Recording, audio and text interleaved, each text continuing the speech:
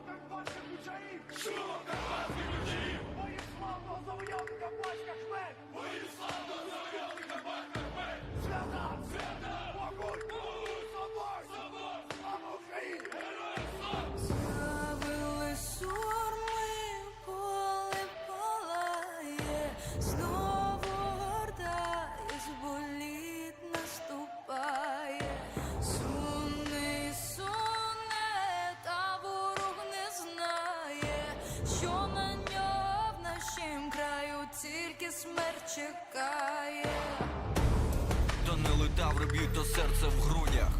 Не в дзвонах лаври, тут вся сила в людях. Злітають черепа від булави. Всі ординці поховались, бо батько йде на ви. Військо тримає небо хоругвами.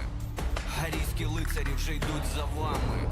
Яка б не сунула орда щурів, з нами сили світу і боги всіх наших пращурів. Ліси тухнуть, сонце сходиться, земля воїнів родить, хай сміливих смерть обходить, гуляй дике поле, ворог сунеться без перестану, і з землі прадіди повстануть, і затягне на той світ враже наше дике поле. Нащо дивитися учан ворожці? Поляжуть всі від меча запорожців. Знову набігла чорна хмара, терни перемелю боя породу вільних характерних. На всіх чужинців тут чекає згуба. З Чорного моря дістає Нептун свого тризуба. Навіки всім легенда показова, і ще покаже свою міць полка Зова. Ліси тухнуть, сонце сходиться, земля воїнів родить, хай сміливих смерть обходить, гуляй дике поле, ворог сунеться без перестану, і з землі прадіди повстануть, і затягне на той світ враже наше дике поле. Ліси тухнуть, сонце сходиться, земля воїнів родить, хай сміливих смерть обходить, гуляй дике поле. Ворог сунеться без перестану, і землі прадіди повстануть, і затягне на той світ враже наше дике поле.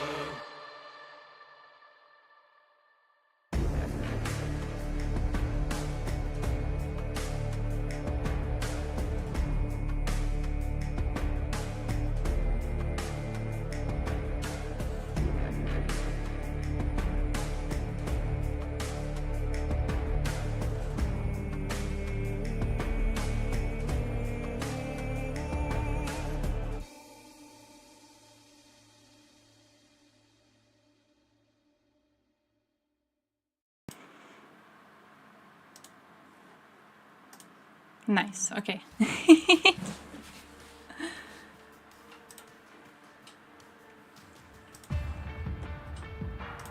Yeah. Fair. Bro, I'm gonna smoke a fucking copyright because of all of these things. Hey, Slippers. I'm gonna get so copyrighted. I'm gonna get fucked in the ass. It's a good song though, isn't it? You can play it.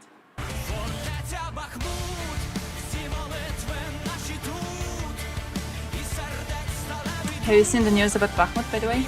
Who saw news about... Confirmed. Unconfirmed, of course, before the government of Ukraine confirms it. Don't trust anything.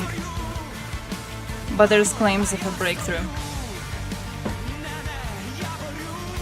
There's reports of a breakthrough happening.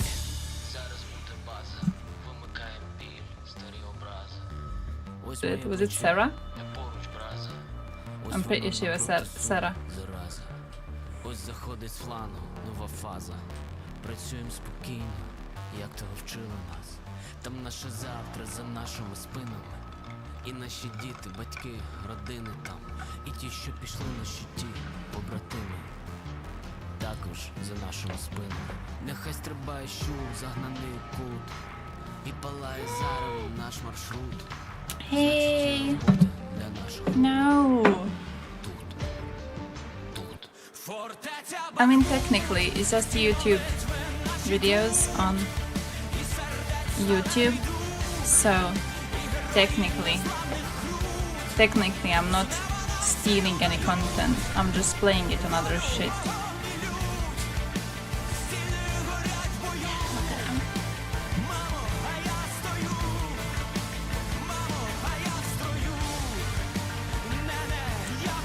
What did they see? Зараз стане темно і впаде в агонії кривавий демон. Значить, ми боролись недаремно. Значить, ми дотисли так шалено. Значить, це за планом, далі ранок, а з ним перемога. Наостанок скажу лиш одне: боятись не гріх, гріх зрадити своїх. Фортеця Бахмут, всі молитви наші тут. Yeah, I had it previously on the headset, but it fell off today.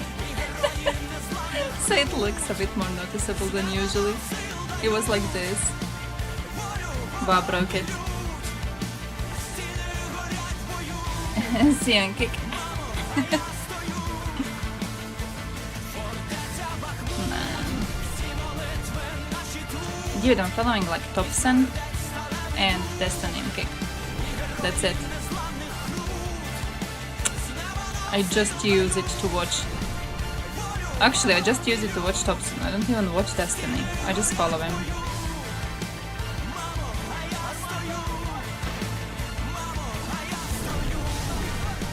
Man, they're great.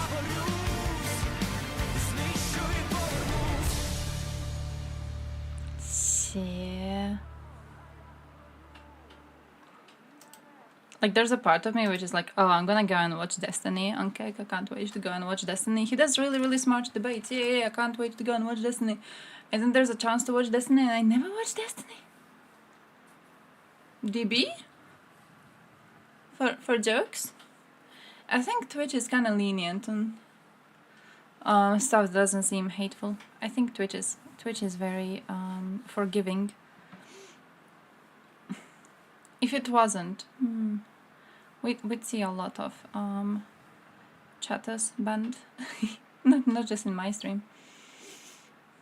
Destiny's red pill shit boring. Yeah, that's true.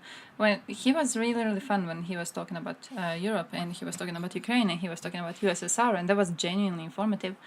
And then he switched to relationship bullshit. Yeah, and no. It's more boring. Somehow it's more boring than his content on USA politics. And I don't even care about USA politics, but I would rather watch him talk about 10 people I don't know at all than watch him do another stream on Red Pill bullshit. Red Pill Destiny is based. He is. It's boring to watch it. Yeah, I don't know. It feels like when people debate communists or whatever, I have the same feeling. It's like you're debating people very strongly deluded into their own bullshit, and it's boring. It's not that I'm against his opinions on it. It's that he has a normal stance on it. The Iron Man Dylan? Wait, what? Why would... Yankee Tanky? No. I haven't seen Yankee Tanky say anything that would make that much sense ever. That would genuinely surprise me. That genuinely would surprise me. It goes against the entire idea of Yankee Tanky I have. Red pill? Mean women need to make babies and stay home. Wait, is that one? Shit, how is it? There's like a black pill and there's red pill. Which one is which? And then there's the blue pill. Now. I just, in my head, it's like misogyny. That's what I do.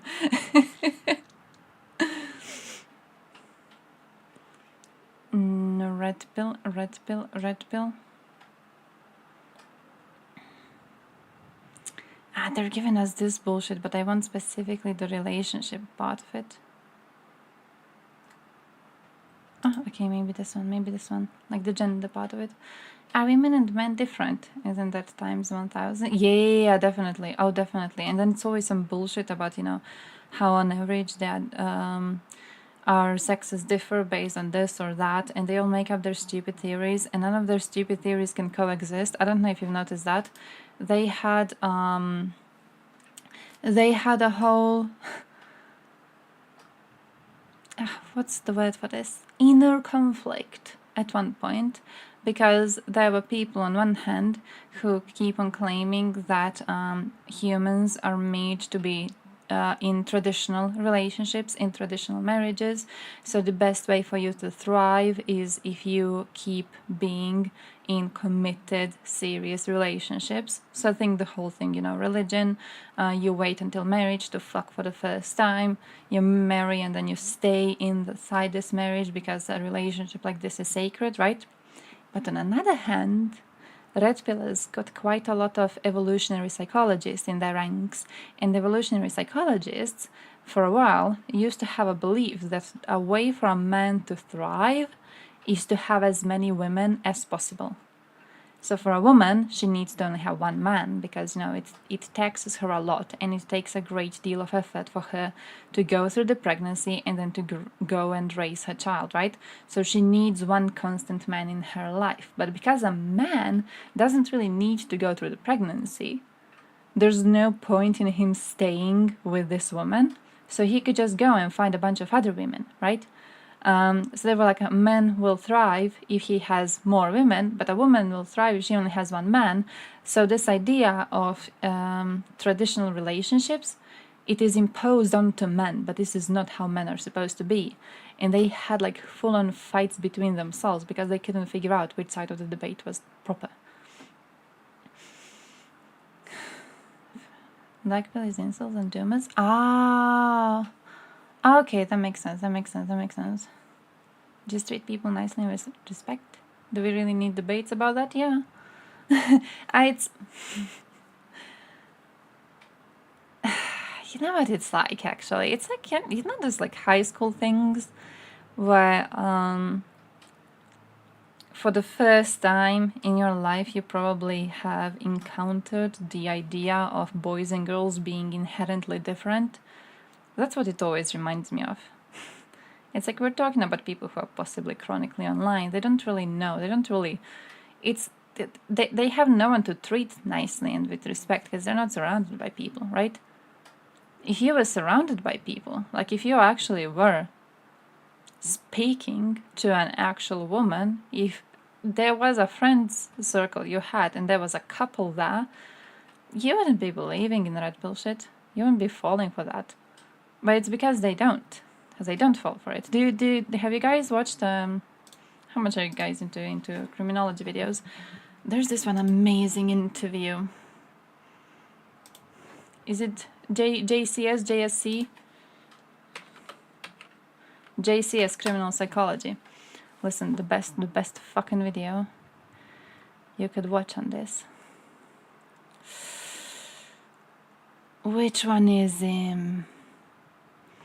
There was a man, and he drove... Do you know which video I'm thinking about? He drove a truck into people. He killed a couple of people by doing this. Which one? Was it you? It wasn't you. I need to figure out which one it was. None of these. It's the other channel. Fuck. He drove a truck into people, basically, and he killed a bunch of people, right? He was an incel. He is an incel. This one, the video is beautiful, because he talks to this cop. Yes! Thank you. He talks to this cop in this video. And he talks to him about Stacy's and Becky's and Chad's.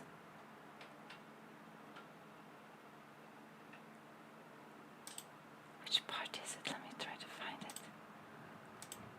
And then he mentions Pepe the Frog types being him. You know what I mean? It's like this man was never actually outside. He never went outside of his house. He has been online for the entirety of his being. He did a horrible crime because he just never fucking went out to speak to people. Let me see. Let me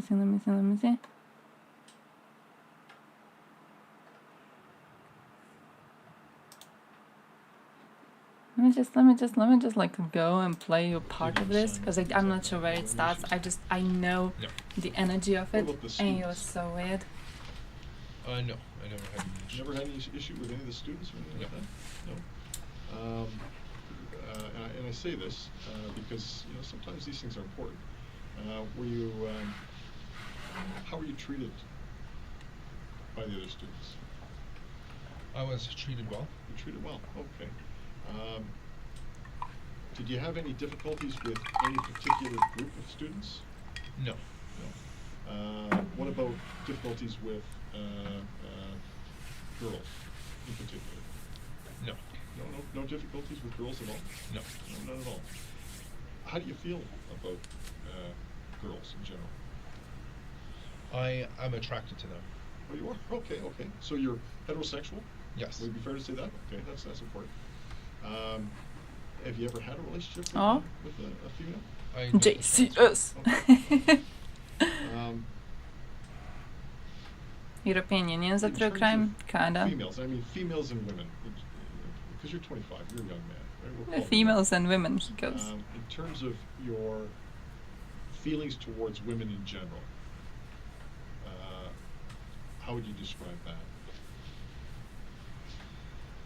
I would say that sometimes I am a bit upset that they choose to date obnoxious men instead of gentlemen. Yeah. So my understanding is you This have is some politics. women who date obnoxious men. Yes. And these guys, I'm thinking you're talking about the fellows who are loud, arrogant,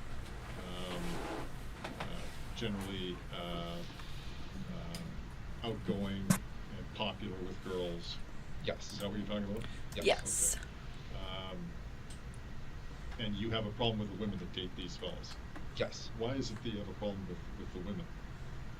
Because I feel that it's illogical to be dating such men when they could be dating gentlemen instead. Right. That makes sense. I mean, and I've seen that because I've grown up. And I'll tell you one of the issues that I had as a kid growing up, because I was, this is going to say, you might not believe me, but I wasn't a very big kid growing up. I was actually very, very small. And it took me a long time to grow. And so as a result, I was kind of ostracized. You know what I mean by ostracized? I was kind of Cast aside. Cast aside, yeah. And or I left out, like I wouldn't get picked for teams, or anything Hey, like our that. borders are This is based. kind of the last guy. Yeah, you ever see those television shows where Leave our all the borders kids are alone, you lined little up and they're hater. being picked for the teams, and there's always one guy left out at the end. Yeah. That was me. I was that guy. And I was never very popular with women, girls in school.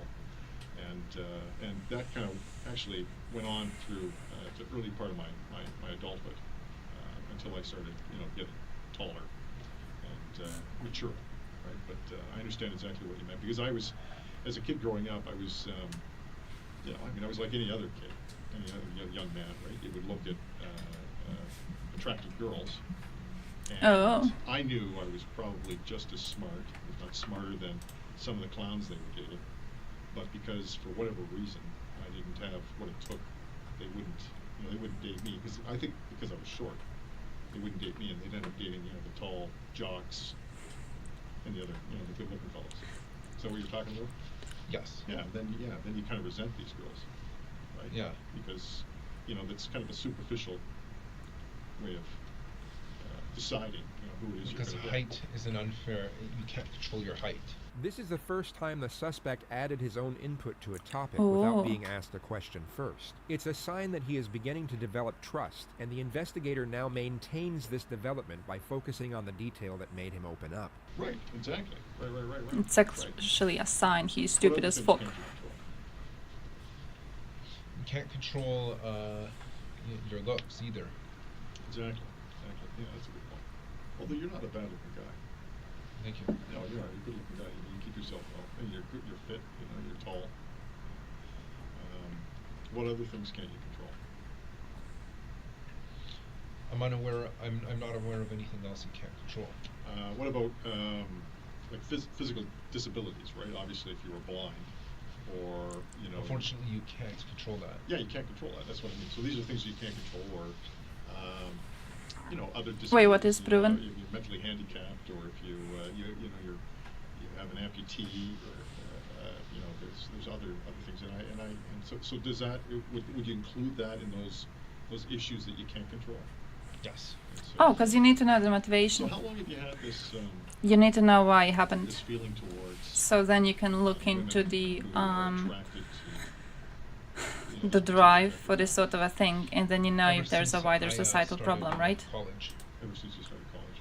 Like, for example, he does a crime because Was he's it- an was it incel and he something hates that women, right? Occurred as a result of a single And you need incident, to like know there was what a one pushed him into particular this direction. moment So in if your life another where person does a sort of crime struck home, because of a or was similar it reason, just then a- you know what's like the A broad common outline of a motive has essentially been drive. identified for the crime, and the What detective pushed is them in now this trying direction. to zero in on particulars. The more details It's he like can how- get who from the was suspect that- about his established motive, the more incriminating it will be in a court of law. Sorry, I can't think while he's speaking.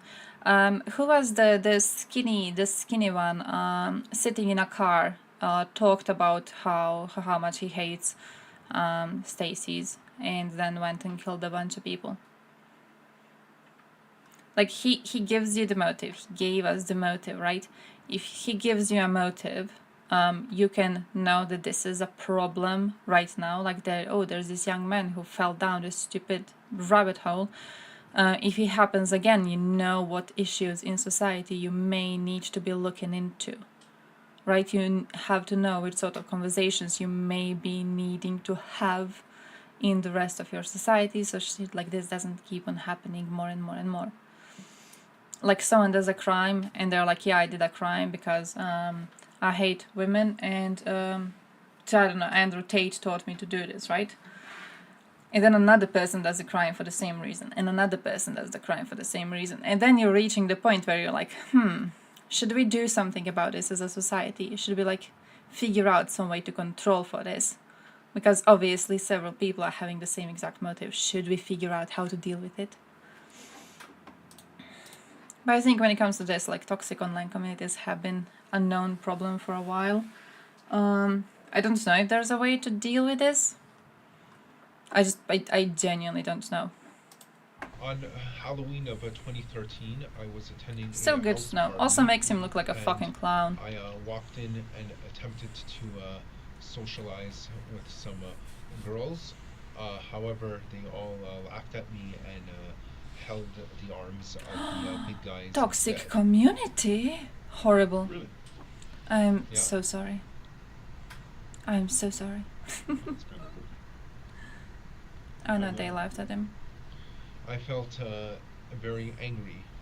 Anger and resentment The underlying causes for revenge. The reason the legally insane are given leniency is because they are deemed incapable of these complex and multi-layered emotions, thus incapable of acting with evil intent. Their criminal infractions will have no reason or purpose. Yet the suspect has now admitted to quenching the hostility he felt from rejection by inflicting pain and suffering on others. That they would, because I considered myself a supreme gentleman, I was angry that they would give their love and affection to obnoxious boos.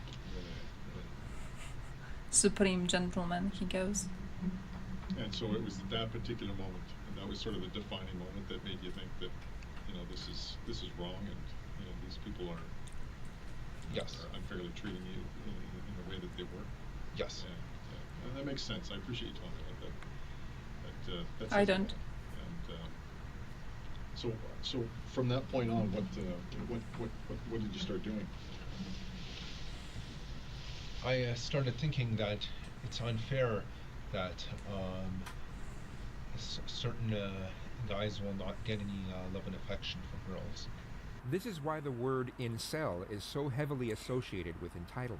If you're a normal human Incel. being, you might feel lonely when you're not getting love and It's like affection, a gold but medal. not enraged. If you think you are entitled to love and affection, I guess it's a lot when you easier don't to, get like, it, push anger and resentment will likely arise. Okay. the case to court What, if you have like a what do you verbal mean by confession certain rather than, Such as me, that are very nice and act gentlemanly. Right. Are there other gentlemanly guys? he goes. Did you find other guys are in the same? I know of several other guys over the internet who feel the same way, but I know they are. I would consider them too cowardly to act on their anger. Oh, okay. And so on the internet, where were you talking about in terms of? Specifically, certain boards on 4chan. Oh, okay, 4chan. I'm familiar with 4chan. Right. So 4chan is a website, and within 4chan there are these messaging boards, Yes. and they're individual boards specific to like-minded people. Yes. So when did you first start going on to 4chan? Since 2014. Oh, okay. Man. How did you learn about 4chan? I was informed about it by a friend at college. Oh, okay, all right. And was he on it as well? Yes. Okay, what's his name? I don't wish to Okay, answer. okay, I understand. What's the general the topic within these message boards? Well, on B, or random, the general topic is random. It's literally any random topic. Mhm. On R9K, they call us space robots. Okay. The topic is usually frustrations at an inability to lose one's virginity, specifically for young males. Okay. Poll, which is politically incorrect, Mhm. is the general topic is basically political discussions with an alt-right bias. Ayo, Kung Fu. Political discussion with an alt-right, so you're ultra-conservative, or you're Yes. like in the American definition you'd be ultra-Republican. Yes. Okay, so what would your what would your political views be in the alt-right message board? I actually don't have any political views. The only reason I have talked with them was just because I enjoyed their style of conversation. What was the style of conversation? It was very blunt and honest. So what would it be? What would it typically focus around, or what would the typical conversations contain? Red pill truths about why women choose to date obnoxious men. Date the Chads. Yeah. The Chads is what. Yeah. Basically, the Stacy's going for the Chads. Exactly. The Stacys are the the dizzy dumb girls dating the goofy jocks. Yeah. Right. So you call them Stacys and Chads. Yeah. I've heard that term before. I've done a little bit of reading, and Research. I know a little bit about involuntary Celibacy. Celibacy, right? So being celibate, involuntarily celibate. What does that mean? That means celibacy means someone who never before has a sexual intercourse. Right. Involuntary celibacy means this wasn't your choice. I see. You essentially are have been thrown into true forced loneliness, and you're unable to lose your virginity. Right. This is especially painful for young males. When did you first? Sorry, you mentioned this and I forgot. When did you first go on to 4chan? Man. 2014. 2014. Valla, hey yo! 976 May just 23, subscribed for 5 2014. months. Thank you for the sub. Thank you, thank you, thank you. Because I remember that was a very significant day. Okay. What Hope was your- you're what was enjoying our That was when Elliot insult Rodger dude. decided to essentially. That's his stupid commit name. an uprising, a beta uprising, if you That's will, his stupid name. against the Chads and the Stacys. Okay.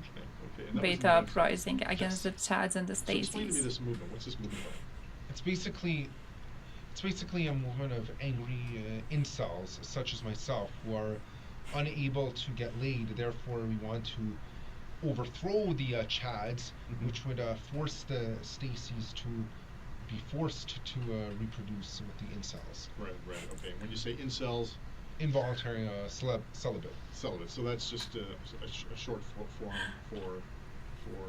for fellas who Can't get laid. See, like, this is why you need a motive.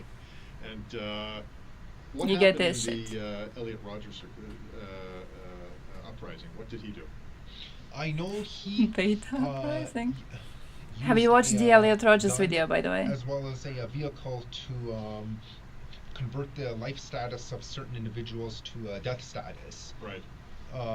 only to carry the message that Oh, that was such a stupid way to incels, say it. can't be oppressed. Do Right, who do what? right. Oh, So it was an act of rebellion. Yes. first time I And, saw it, I thought it was a and, meme. And, out of frustration. I thought it was You could call someone it an incel rebellion. acting it Exactly, out right, yeah. to mock him. So what did you discuss? Years later, I learned We that was discussed the our actual video. frustrations He did a at, whole video where he society explained and why being he's unable going to get do laid. And we the were killing, and it was plotting a certain it was timed this, but even strikes dumber. on society in order to confuse and shake the foundations, just to put all the normies in a state of panic. Who would be a Nori? Normie means normal people. That would be anyone who is considered to be Normal. normal by the unfair standards of society. But not the Chads or Stacys. Chads and Stacys are actually above normies, or at least they think they're above Of course, normies. yeah. Okay, all right. So is it fair to say you've got Chads and Stacys up here, normies down here, and then you've got celebs who believe that they are being repressed? Incels. Incels. Celebs. Sorry. Yes. Incels who believe they're being suppressed or Yes. repressed, and so as a result, to even the playing field. Yes. You're watching. We had a conversation about Red Pill. I think it was Red Pill. And I wanted to show you how stupid these people were, showing you the interrogation tape of Alec Minassian, who is a man who killed a bunch of people by driving a truck into just pedestrians on the road. And he did it because he was spending a lot of time on 4chan, and by spending a lot of time on 4chan, he became an imbecile. So yeah, he was angry about Stacey's dating Chads and not dating gentlemen as himself, and therefore he decided to start some sort of a revolution against society. But basically, why I wanted you to see this is because this, like, you feel that cringe that you feel when you're watching this. This is how I feel when I watch Destiny's Red Pill content. Like, they will unironically have debates over the dumbest shit using the dumbest internet words, and I rot on the inside. I can't. It's like, that's the shit that someone who is chronically online is able to watch and enjoy. I don't think normal people can genuinely watch that without wanting to die. It's incredibly hard to follow. Beta uprising, heck yeah. It's just a weird little thing. He's just a weird little man. How is a war? Oh shit. A wasteland overgrown with grass. Oh shit. Oh crap.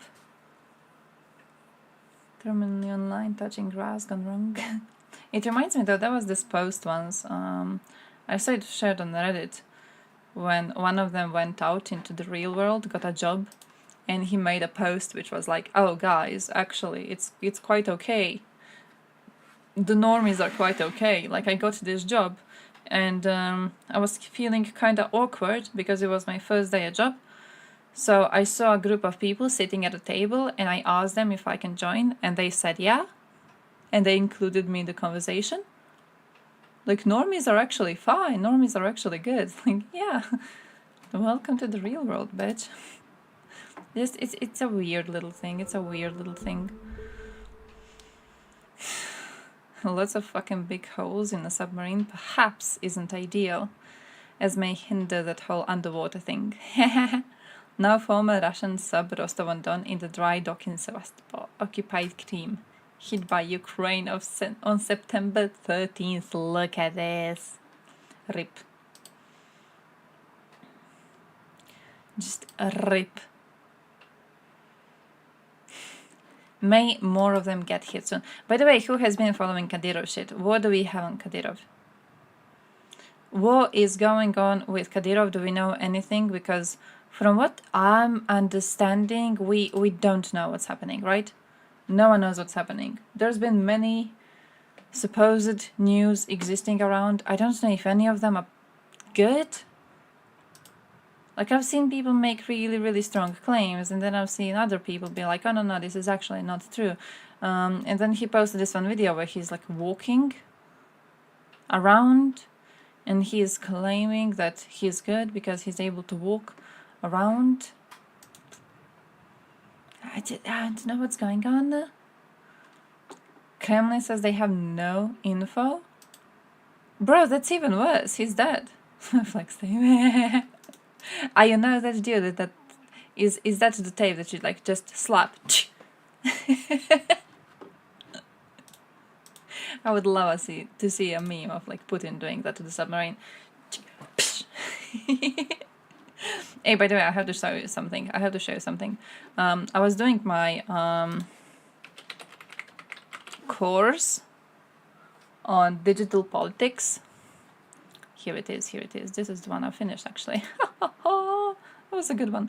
But I was doing my course in digital politics, and I've saved a bunch of sources on it. This week was on what's the word?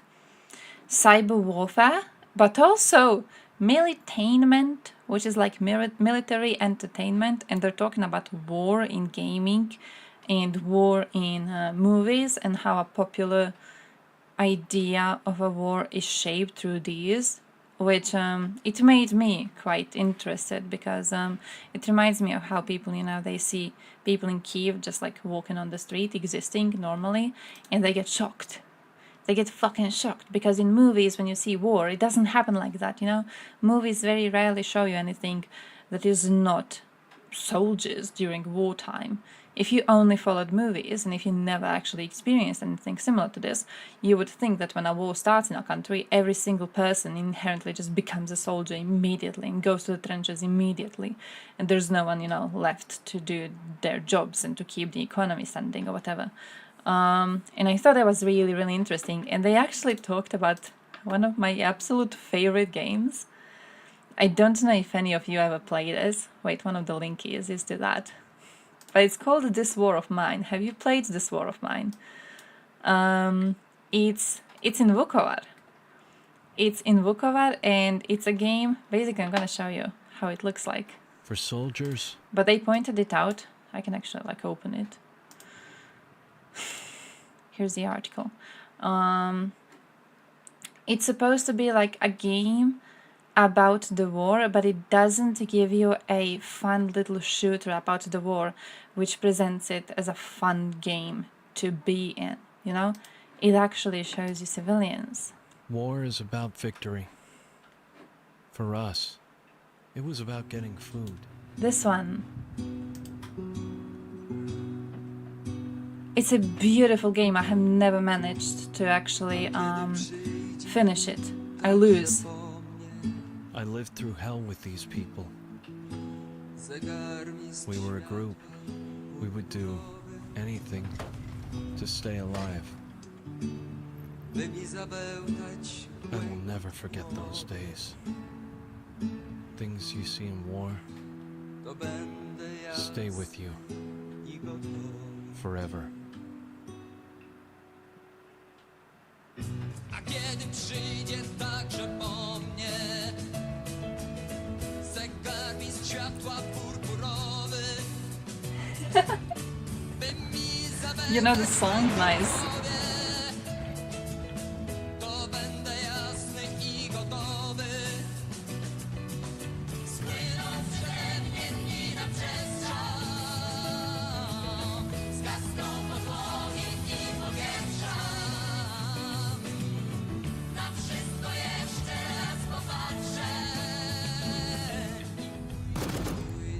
Cult? I've never heard it before this. It's one of my absolute favorite games. So you have civilians at the start of the game. There's a bunch of civilians, and you will be playing with some of these civilians, and you try to survive in this house that you have been, that you have found. Basically, it's someone's house that you are living in.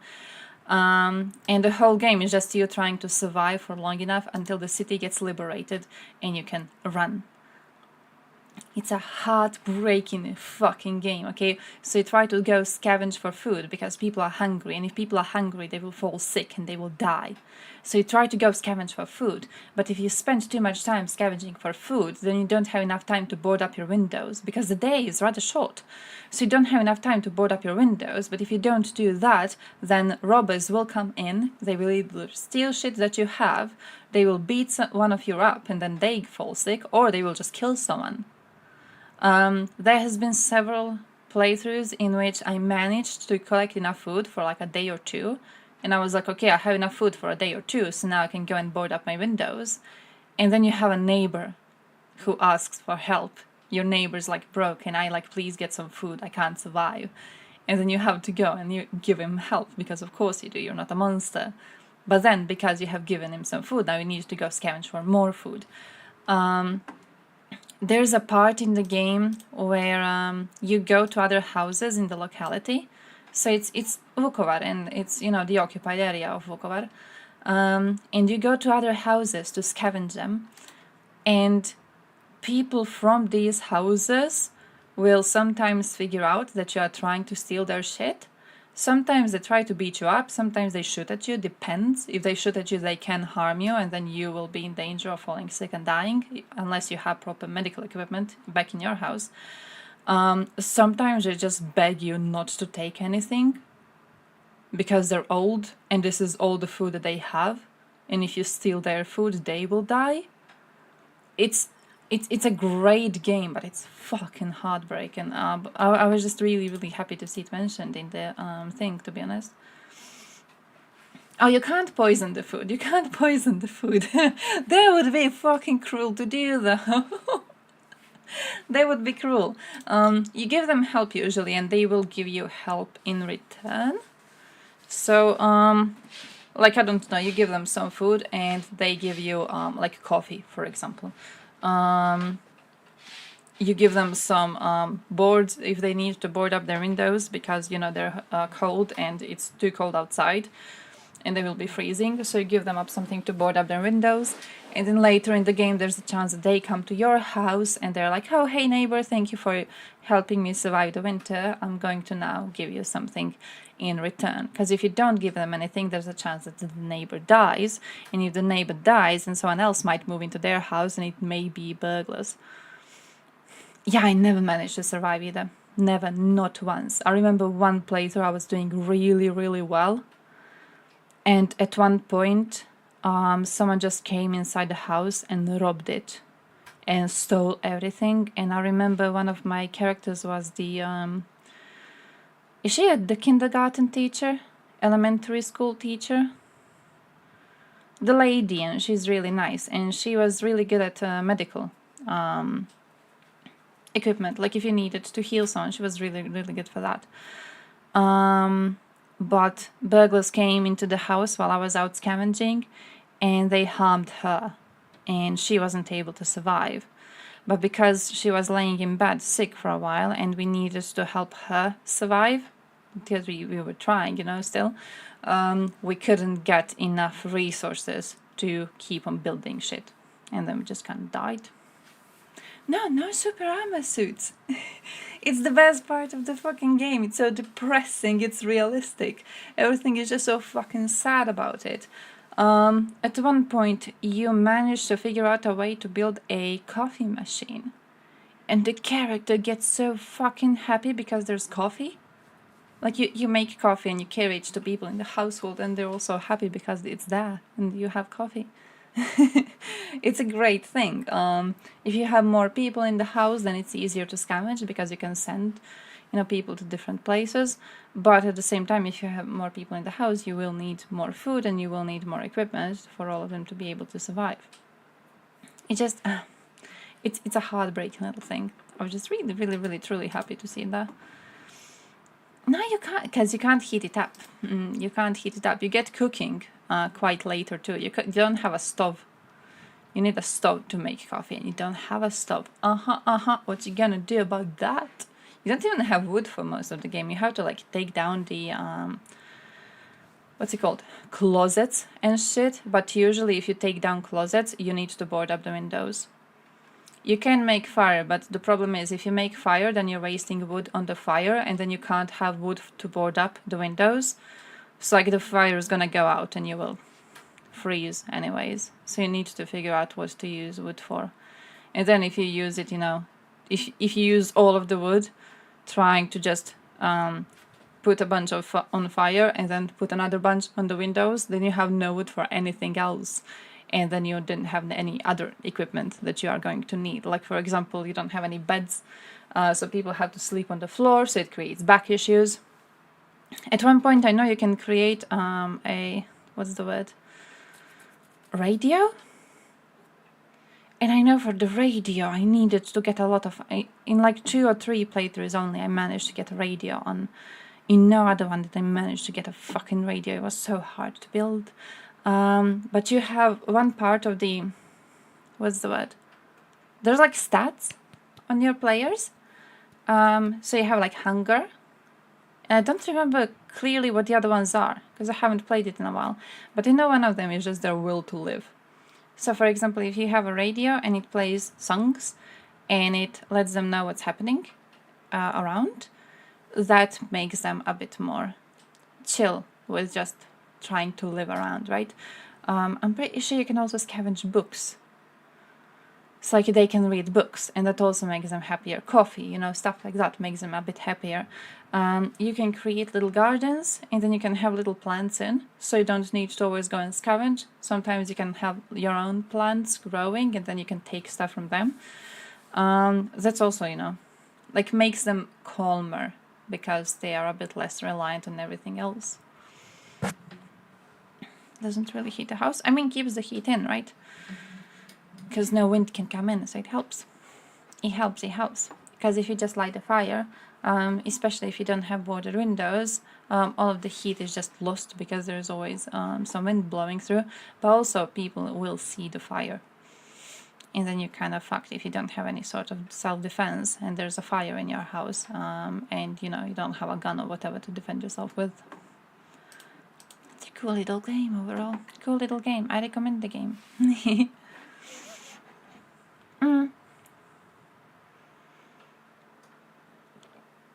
Where was I? Yeah. So the whole part is on the game.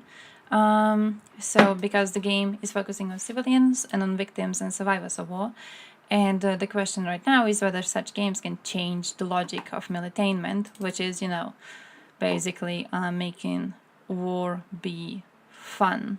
The idea is that, you know, it's a first-person shooter. You know, you go, you do the pew-pew.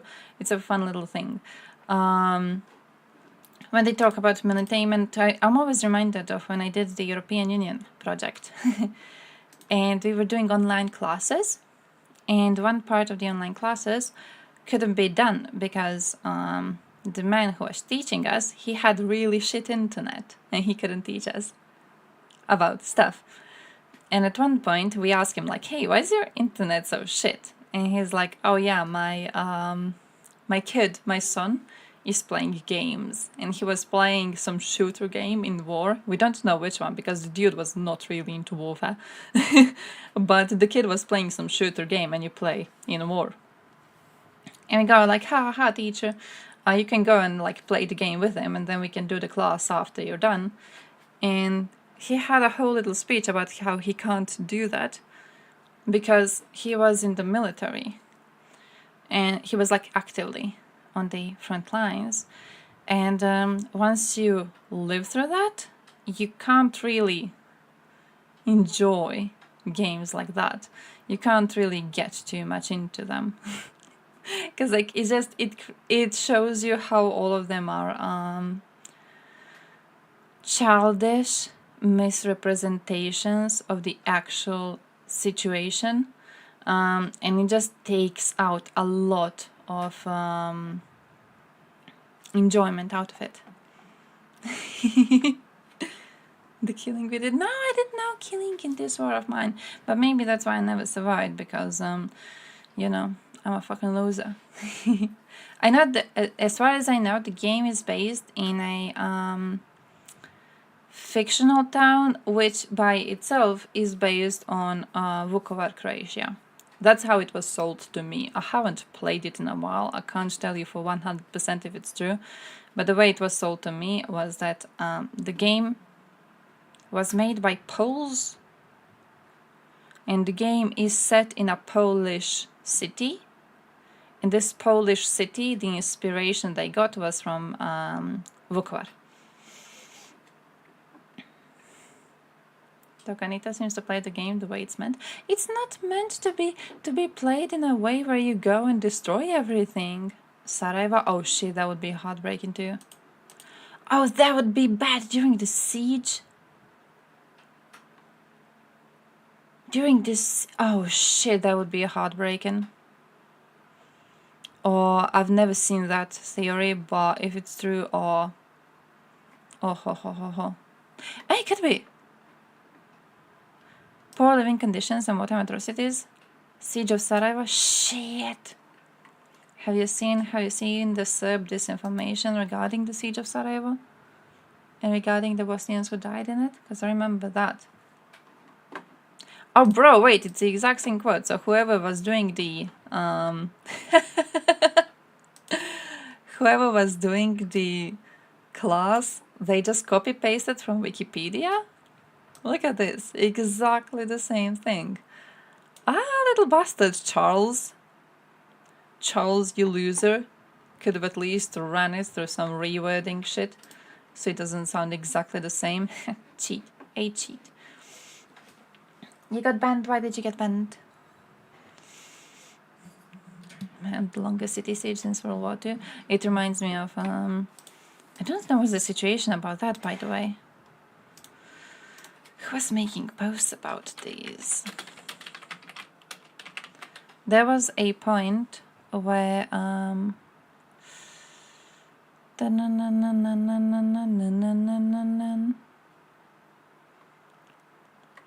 okay, it's not this one, it's not this one, it's not this one. There was a point when on Serbian TV there was a list of Serbs who were killed by Bosnians.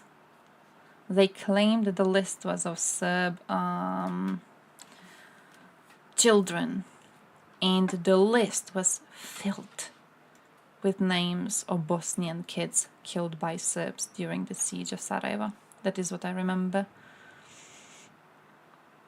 Yeah, they claimed the victims in the list was Serbs, but plenty of them were actually Bosnians killed by Serbs. So the victims of Serbs were counted in as Serbs themselves.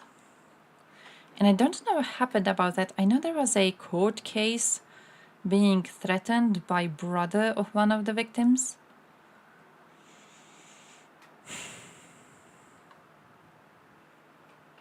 But yeah, I don't know if anything happened later. I guess no. They had a really good defense at the time.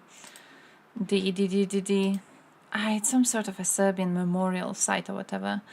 Their defense was that the table was shown on TV and like most people got the information about the table with the names being released, they got it from TV. But it wasn't the site in question which released this information onto television, it was someone else. So because someone else released it, the organization doesn't hold any responsibility for the names of Bosnian children being put among Serb victims.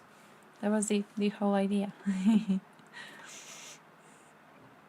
Wait, I want to click on something. I wanted to click on something.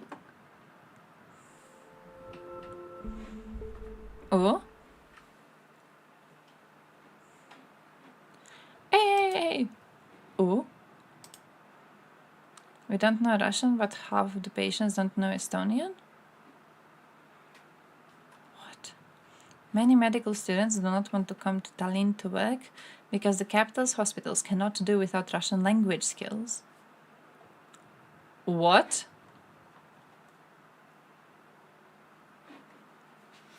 Already in the morning when I go to work, I get stressed, thinking about how many Russian-speaking patients may come that day. I have an obligation to help everyone, but I can't do that if I don't understand what my patient is saying. It happens several times every day. What?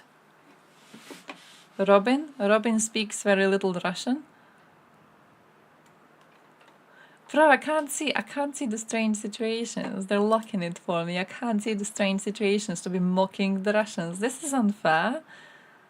This is unfair.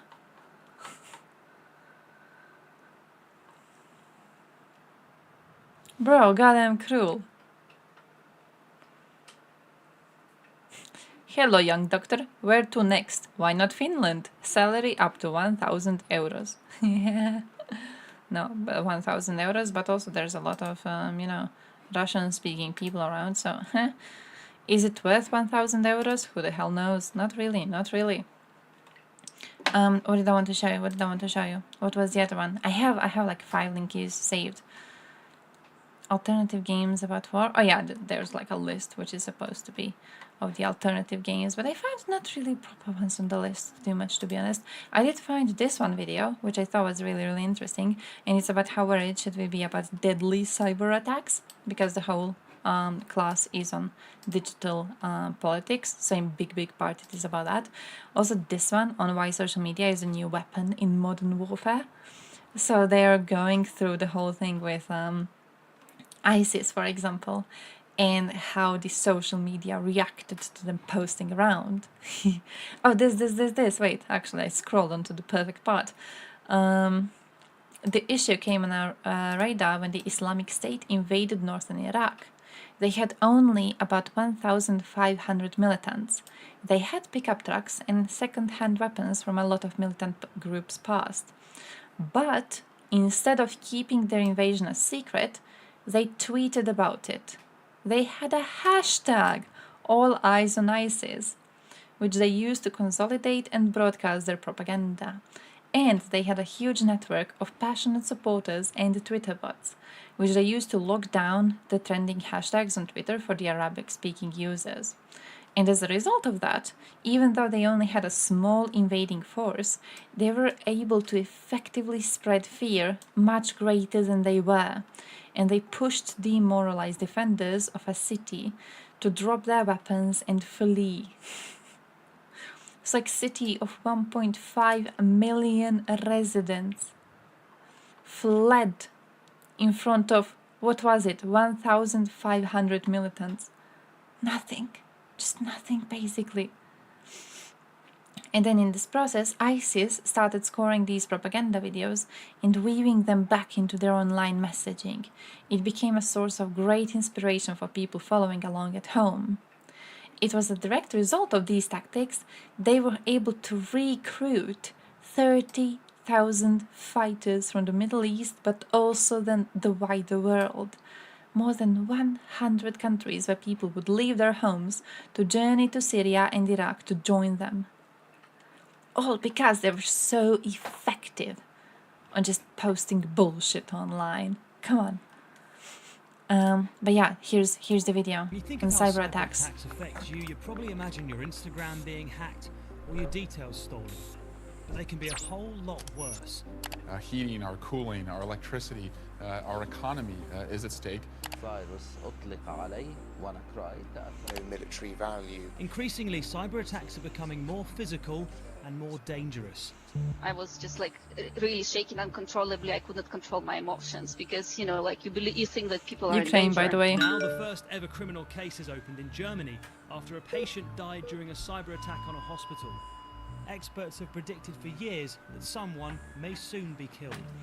And now the head of the EU's cybersecurity division has told the BBC governments must take action. I think it's very important that company leaders take cybersecurity extremely seriously. So which parts of modern life are most at risk and what's being done to protect us? One of the areas where the stakes are highest is transport, no more so than in aviation. As far as we know, a plane has never been hacked. But a grounded fleet, thanks to COVID-19, means we're able to examine the likelihood of cyber attackers taking control of a flight. Well, here's something special. I've never been in first class myself, and very, very few people have seen what we're about to show you. Poor boy.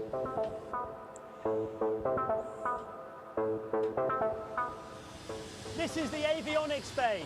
No, not much really. It's the computing power of this Boeing 747. If you were a hacker, you'd think this is where you'd want to get to. Ken Munro and his team are experts in cybersecurity and, as pilots themselves, pretty well placed to assess how vulnerable planes are. A 3.5-inch floppy disk. You don't see that anymore. But you've got lots of old connections. Those signals aren't encrypted. There's been some research shown that allows you to, if with the right equipment, is convince an instrument landing system to report slightly wrongly to make the plane potentially land in the sea instead of on the runway. Bro. Vulnerabilities like these have been found across the industry and have largely been dealt with, including by Boeing. Researchers like Ken say overall, the risk to life is low. Why are you Overall. so calm about the idea of actually it'll all be okay? Because there's a human in the loop. A really, really well-trained person. And then there's someone on the ground, air traffic control, going, hey, something's not, what are you doing? You're in the wrong place. It's the less Hollywood but far more grounded setting that cybersecurity experts are more concerned about. Places like factories and industrial complexes. In 2014, somewhere in Germany, hackers took Perfect control of a artificial steel mill. intelligence? Yeah, these are steel wheels from trucks. Matthias is a cybersecurity expert who helps protect companies from this Well, sort of isn't the attack. Russian license There's a plates? lot we don't know about the 2014 Not anymore, attack. We don't because know they won't where be it was, allowed we don't know around. which company was affected. We know it definitely happened. The cyber attackers hacked the network through the office. Can't wait for computers. Croatia to do They that. jumped into the production environment. Gonna be went reporting into every the single one I blast see. I don't even know if furnace. we They have them. created an unscheduled, uncontrolled shutdown. And the government reports described it as By the way, devastating. those of you who are naive fellas, by the way, on 11th of November, there's planned protests in front of Russian embassies in your country. So you might want to check out on that. Check out where the Russian embassy is, basically. I tried to look into mine. I have found one in Zagreb. Wait, okay. I found one in Zagreb. I found nothing in Osijek, actually. We have nothing. We basically have nothing. There is a list of Russian ambassadors, though, in Croatia. And I tried to access it on my phone, and it wasn't loading properly, so then I started the stream. But I'm gonna try to look for it after the stream to see if there's anything we can organize here locally, because they would be great to see. If you only knew how things are really fucked up. Any person working inside the relative services. I feel like I'm quite lucky to not know too much about shit like this. So I'm just you know, vibing. I think I'm a lot safer than I am. That is very unusual. Yeah, ignorance is bliss, yes, basically. Yes, it is. As of Surround today, embassy, but burn it to the more ground. and more is digitalized in a smart factory. Look, I The wouldn't be risk opposed this morally. becomes the normal in cybersecurity. It's not I the need first to find time an production ambassador lines have here been so we can attacked by protest in hackers. front of his house. Multiple manufacturers have been forced to shut down workshops in the last few years. But only once before has physical damage actually been caused, in 2012's famous Stuxnet attack on Iran. Ooh. So what can be done to make sure that companies are doing everything they can to protect Nothing. workers in places like this? I think it's very important that company leaders take cybersecurity extremely seriously. And I would also encourage policymakers to think about what is the liability of CEO of company to ensure that the systems or services are cyber secure. Because they, in the worst case scenario, might have consequences on human life. What about the cases where hundreds or thousands of people are put in danger? Critical infrastructure sectors like the energy grid are constantly being attacked, often by rival countries, and sometimes the hackers get through. Ukraine was hit by suspected Russian hackers in 2015 and 2016. The lights went out for hundreds of thousands of people. Marina was one of the cybersecurity experts sent to help. Oh, I was extremely angry. I mean, first of all, it is my motherland, clearly. Secondly, actually somebody intentionally attacked critical infrastructures, which is vital to the well-being and health of the civilian population. Man. Despite their sophistication, both power cut attacks were fixed within a few hours. But sometimes attacks that are not targeted or controlled can be just as dangerous. Why? When healthcare providers are hit, even by mistake, it can be deadly.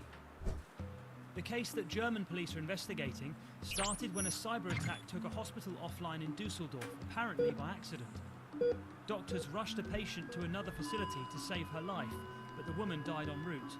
And now police are conducting the first ever homicide case where hackers could be to blame. During the 2017 I think she's WannaCry attack Russian. in the UK, hospital patients Oh no, she also said it's needed her to be motherland. diverted I for assume she was emergency care Ukrainian. when hundreds of healthcare facilities were knocked offline. Because she said her There's motherland no was being evidence attacked, anyone right? died, but it caused chaos.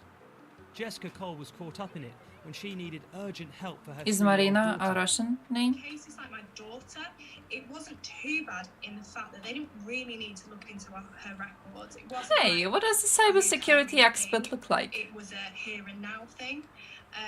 But it was when it came to trying to print off her information, her hospital admission, that was like the really hard bit. Probably one of the most concerning moments as a parent that I've had, with my daughter kind of passed out across me, and just no care, nobody checked on us, nobody even asked if she wanted a blanket. It was just chaos. Fat Overall, the nerd. risk of a deadly Old cyber depressed attack guy in remains huge low. glasses, The worn off events of sweater. recent years Bro, point in the same troubling discrimination. direction. The cyber world is increasingly This impacting actually, us physically. you wanna see one of Croatian cybersecurity experts? Ooh, wait. Wait, though, let me play you a video. What do we play you? Oh, by the way, I saved the video on Serbia. We gotta watch Serbia. We gotta watch Serbia. You have to watch Serbia with me, okay? Okay, you have to. But also, what's her name? What's her name? I'm thinking of this one specific girl and I can't remember her name. When I remember her name, she's like one of the most beautiful women I know, and she is a cybersecurity expert in Croatia. She's a local too, and I have her on Facebook, and I'm trying to find her because like she often posts pictures of herself, and I can't find her now. Like a second after the stream, I'm gonna turn on Facebook and there's gonna be a new selfie or whatever. But now that I need her, now she's not here. I don't want to show like the entire profile. I don't know how happy she would feel about like her name and everything being shown around, but she had a really good interview with I was some European level publication. I'm not sure which one it was, but she had an interview about why she went into cybersecurity. Basically, she went into it because as a kid she watched a video on YouTube about it, and she was like, "Oh, this is really fun. This is really fun." And I just want to learn more about this. So she started learning about this as a very young woman. And at the time, there was basically no one in Croatia who gave a shit about this topic. She was among, you know, the very rare few who actually cared. because this was, you know, she's my age approximately. So then she like started learning about this, and then she got into international communities because she could find no one in Croatia to talk about this. She went international communities, and now she's like a really, really high position at one of our firms dealing with cybersecurity. Really, really cool woman. Yeah, I'm gonna send you the article once I find it, so I don't look for it now, but it's really, really cool. No, she's actually quite smart. She's great. She's great. Chatters are fucking evil. Evil. Marina, because like we have Marina is here. Marina is a very common name here. So you know, I don't know. I just saw it as a normal Slav name, to be fair. We have it in Croatia. We have it in Serbia too. It's kind of just a common name. I've never assigned it any nationality. I was always like, yeah, it's kind of ours. it just belongs here. It's like Victoria. It just exists, you know. Christina. It's a name that just here. I've never thought about which nation has it. But yeah, Serbia. I needed to show you Serbia. Okay, talking about Slavs, you need to see this. Why does Serbia love Putin's Russia? He said, we are Serbs, and to every Serb, a Russian is a brother. After completing my university education, I worked as an engineer in a telecommunication company and was the only woman there. I performed the same task as my male colleagues, descending into manholes, handling cables and diagnosing damage. Within a year, I became a highly experienced engineer and reached a point where I could do the job with my eyes closed. However, I could see that Ukraine was not making significant technical progress, meaning there was no room for further growth, which I desired. That's when I realized I needed to broaden my horizons and made the decision to move to Germany.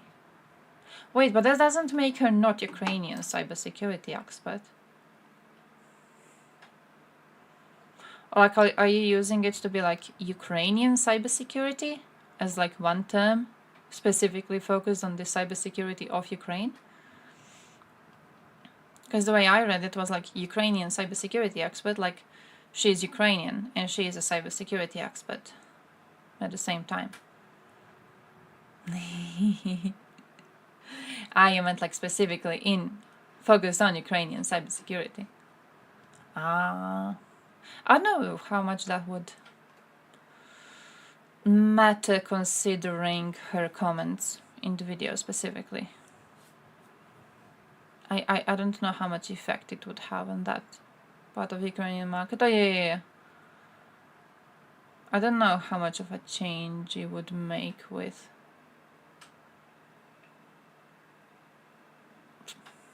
considering the comment. Don't become an expert in a year. I mean, you get experience in a year. She did say that she completed university education. I think that's where you become an expert. Technically, by paperwork, right? You become it depends what course she finished in university, right? Like what the degree was. But usually that is where technically you get your certificate, and then you get the actual expertise when you do the work. More education abroad. That too. First thing you hear when you get first job, forget everything you've been told in university. Yeah, that's true, but like still you are on paper. That's why you become an expert, right? I very much doubt if you had no paper of expertise, if you had no certificate, I very much doubt you would be granted a job in a field, even if you have had years of working in it. Or it may just be the situation here. Because when it comes to most of these jobs which do require some sort of similar expertise, they do require a certificate. I remember looking into this for a while when I learned that the girl in question was a cybersecurity expert. Because she travels a lot and she's a beautiful woman, you know? And she always posts images of like existing. And I was always like, what is she doing with her life? How does she get that much money? And until she did the interview, I didn't know how she gets so much money. But then after that, I looked into similar jobs in the area. I was wondering like what happens and how you get into it. And there's a lot of paperwork you need to have. Holy shit. Oh, no one asked about your education? Oh, that is very weird to me. That is very, very weird to me. Looking at media. Again, assure that required level for experts is pretty low. Journalists mostly don't even filter how competent everyone is. Wait, you mean like looking at media, like looking at who they interview? I think they go by university degree only when it comes to that. I think they go by university degree plus proximity to the topic being reported on. I feel that's that. Okay, yeah. I've had them linked to me. I clicked through them a couple of times. I see the... Yeah. He's talking bogus, but he's considered expert.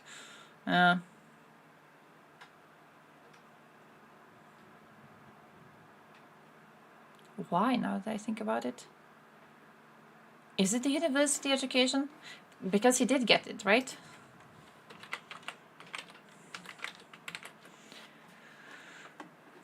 Is it just the celebrity status? What is it?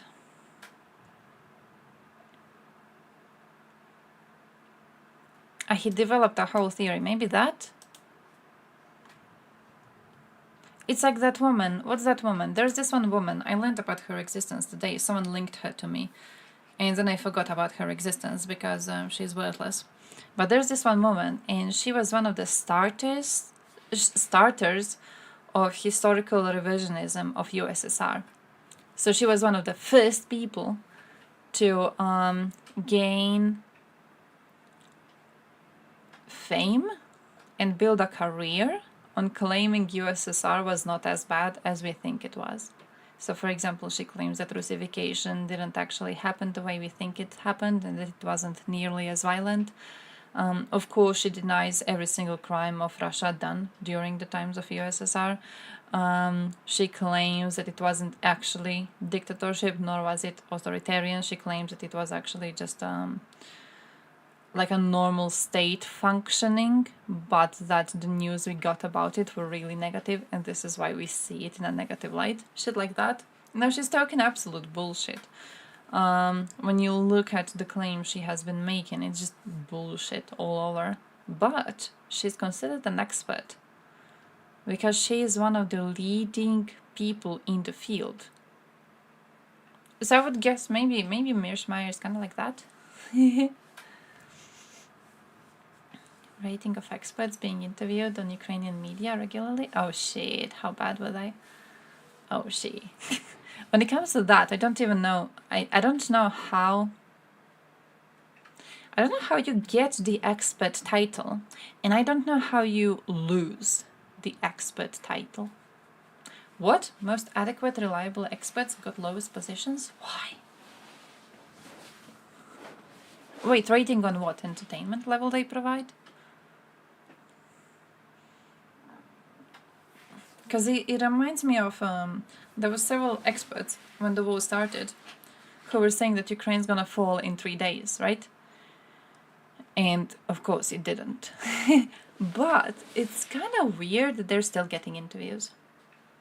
Like they're still being presented as experts and they're still getting interviews. There's something relatively weird about that. Like you're calling yourself an expert, and we call you an expert, even worse. We accept that term for you. It doesn't belong to you. You're not actually a fucking expert. That's not what you are. You know, like, Top positions are occupied by those who spread total bullshit. Oh, it's like Kiev's gonna fall in 3 days, people. You're an expert if somebody calls you an expert. It also, you know what else it reminds me of? Yeah, official criteria. Yeah. Always arbitrary. It reminds me of when the Queen died. I don't know if you've had a situation like this, but when the Queen died, there were lots of people on our television interviewing one specific woman, and she was an expert on UK royal family. And that was so weird to me. Because the stuff that she would be giving in these analyses, it was stuff that like you can go and read on Twitter. It's not like there's nothing deeper there. They were always interviewing her as if she had deeper opinions. But it was genuinely, if you go to royal family Twitter right now, and you just read these posts regularly, so you know which brooches the Queen has been wearing and stuff like that. You know, it's simple stuff, nothing too complex, simple stuff. But they were showing her off as, and her literally, like, you know how there's like first name, last name when they interview someone for TV, and then there's job, occupation. Hers was expert on UK royal family. How do you get that title? But that reminds me of another thing when it comes to it being arbitrary. I remember at one point we had a debate in like one of our online spaces about criminology, and specifically about criminal profilers. Because there was this one show, German show, and it was filmed in Split, Croatia. So we had a whole conversation about whether the job is real. And I remember looking into it, and there's no position existing that is actually expert criminal profiler, because there is no institution in the world that can give you that title. You can take it for yourself. And because you can take it for yourself, technically, anyone's allowed to just take it. Because you're not breaking anyone's rules. That there's no rules to be breaking. It's not like you're stealing someone's career, actual career. The career doesn't exist. You can just grab it. So we live in a messy little world. I'm gonna become an expert Russophobe, is basically what I'm trying to tell you, okay? I'm gonna become an expert Russophobe. That's going to be my new title. Whenever on TV they will be having interviews about like how much you should be hating Russia, they're gonna be interviewing me. It's gonna be my first name, last name, expert on hating Russians. Article about dealing with some maniac, 1990s Ukraine. Profiling was done by regular militia officers. Oh, were they good at it? Did they do it properly? I always wonder how hard that shit is. It's a very Hollywood thing. I once asked, I had a friend who he's alive, holy shit. I have a friend who is a police officer. And at one point I asked him like what he thinks about criminal profiling, and he was like, yeah, well, basically in Croatia you don't really need that shit. It's like a thing in movies, because, you know, when it comes to like serial murders, even like unsolved murders, we don't really have that. It's very rare in Croatia to be dealing with a murder in the first place, and then when you do deal with a murder, it's usually a very obvious case of like who did it. You know, like what we have mostly is like women getting killed by their husbands and stuff like that. It's all very, very obvious cases. It's very rarely that you actually have to investigate what happened.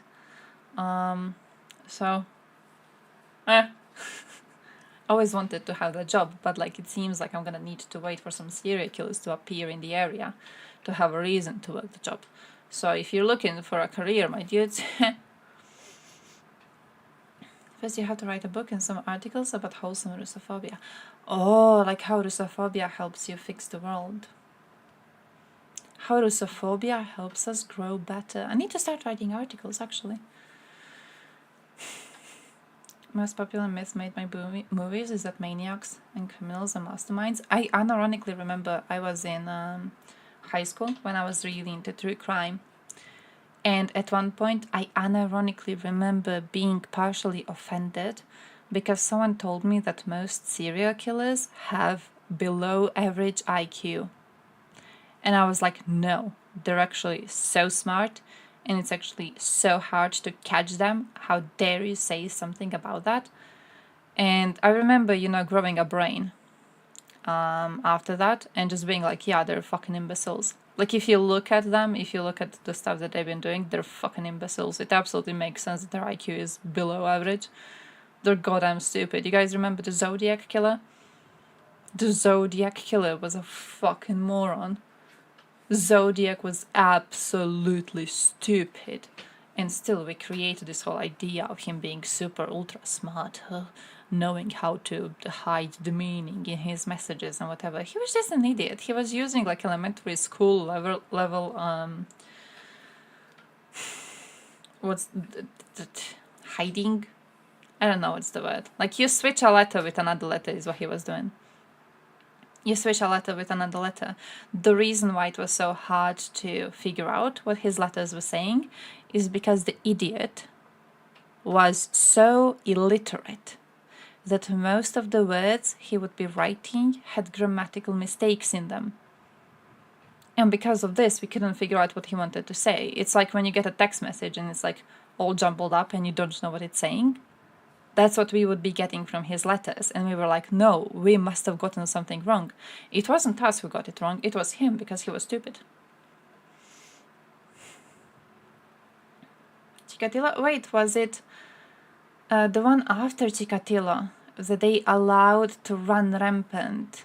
The chessboard one. They allowed him to run rampant because they didn't want to admit. Or was it Chikatilo? That they didn't want to admit was a serial killer because they said that serial killers were an American thing. So even when they had several cases opened and the victims were killed in very similar ways and there were very similar wounds left, they still were refusing to admit that there's a serial killer because they said being a serial killer is an American thing and we don't have that here. I think it was the chessboard one. He left, he basically, the signature was, I don't know if I'm mixing them up. I haven't really read True Crime in a while. But what he was doing is he had like a vodka bottle and he would smash people's skull in and then he would leave the vodka bottle inside. That's what he would do. And they found several bodies with this and still they refused to admit they have a serial killer among them. Like several bodies with very clear signature. And they're like, nah. But this is why most of them managed to run away, because the police was stupid.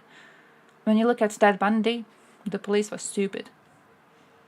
When you look into, what was the name of that one? Ramirez, the one who was like literally rotting around wherever he would go. The police was stupid. The police was stupid wherever they would go. Pichushkin. Hey, was that the chessboard one?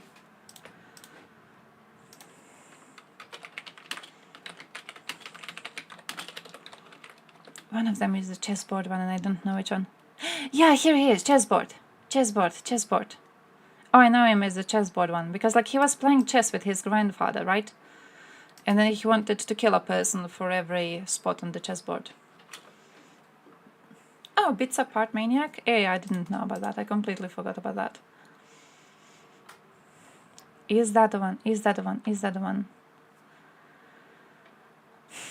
No. Oh, yeah. Pichushkin said his aim was to kill 64 people, the number of squares on a chessboard.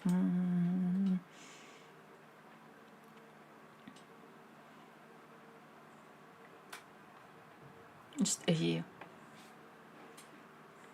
My signature? I wouldn't have a signature. I wouldn't go around killing people. I'm a nice person.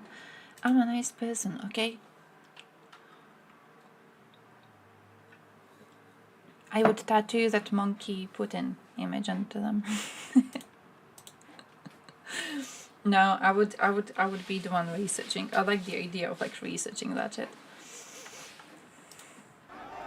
Ever since moving to the Balkans, this is a question I've been trying to answer. Why would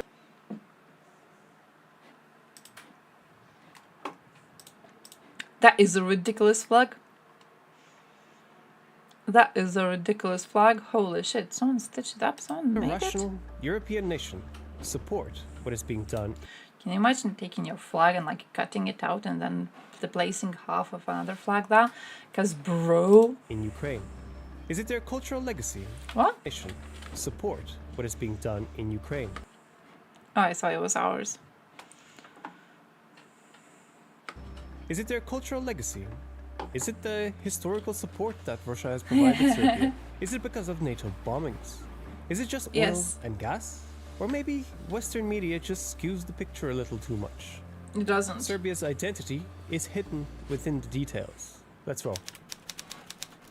Continuously inhabited since the Paleolithic age, the territory of modern-day Serbia faced Slavic migrations in the Serbia. 6th century, establishing several regional states in the early Middle Ages, which at the times were recognized as tributaries to the Byzantine, Frankish. Wait, so they like controlled the amount of writing about crimes you're allowed to do, and then the second the restriction was lifted, immediately they started writing about crimes? Like the same second. It seemed like for a sudden Ukraine became overwhelmed with crime. Oh, because they were allowed to finally write about it, right? Kim. Kim, what is this? Kim. Did you take this picture? Yeah, Russia. We need to put this flag on the stream. Grasha. And Hungarian kingdoms. The first Serbian state with an established political identity was founded by Prince Vlastimir in mid-9th century. It was followed Fuck by you, other Vlastimir. Serbian proto-states, which were unstable due to constant clashes with the Bulgarians, Hungarians, and Byzantines. And by the century, it was followed by other Serbian proto-states. Where the fuck am I? No, wait, the river goes here? Am I here?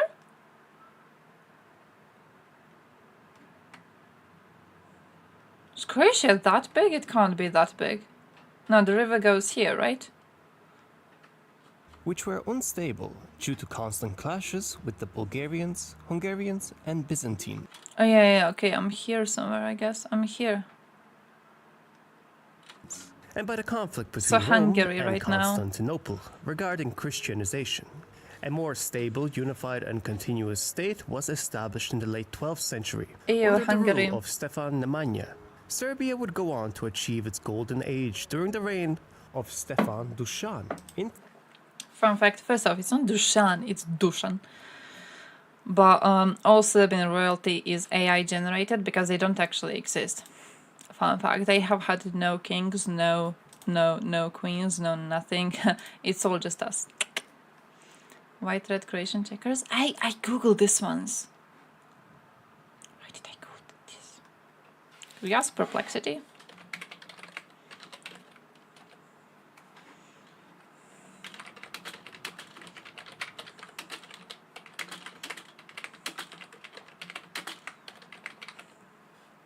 Show me something. Oh, it was official symbol of Kingdom of Croatia on an Innsbruck tower, depicting the emblem of Maximilian I, Archduke of Austria. Oh, so we took it from some Maximilian. We took it from Maximilian. It was traditionally conjectured that the colors represented red Croatia and white Croatia, but there is no historical evidence to support this. What would even be red Croatia and white Croatia? The choice of upper left square red or upper left square white was often dictated by heraldic laws and aesthetic requirements, and also by the fact that one of them is a Nazi. The first field white variant was adopted by the Republic of Croatia and used briefly in 1990, which was a Nazi one.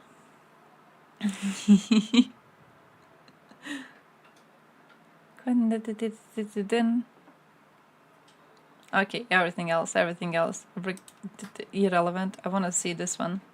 I want to see the first time it was ever shown. Oh, this one.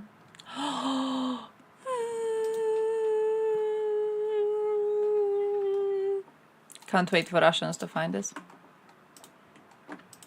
1346, when he declared himself emperor and was crowned in Skopje, the new capital of the Serbian Empire, marking the height of medieval Serbian power.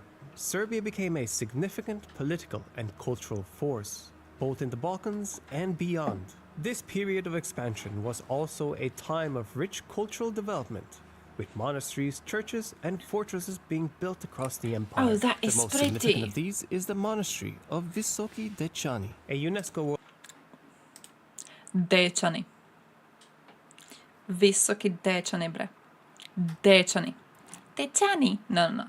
Dečani. World Heritage Site famed for its frescoes.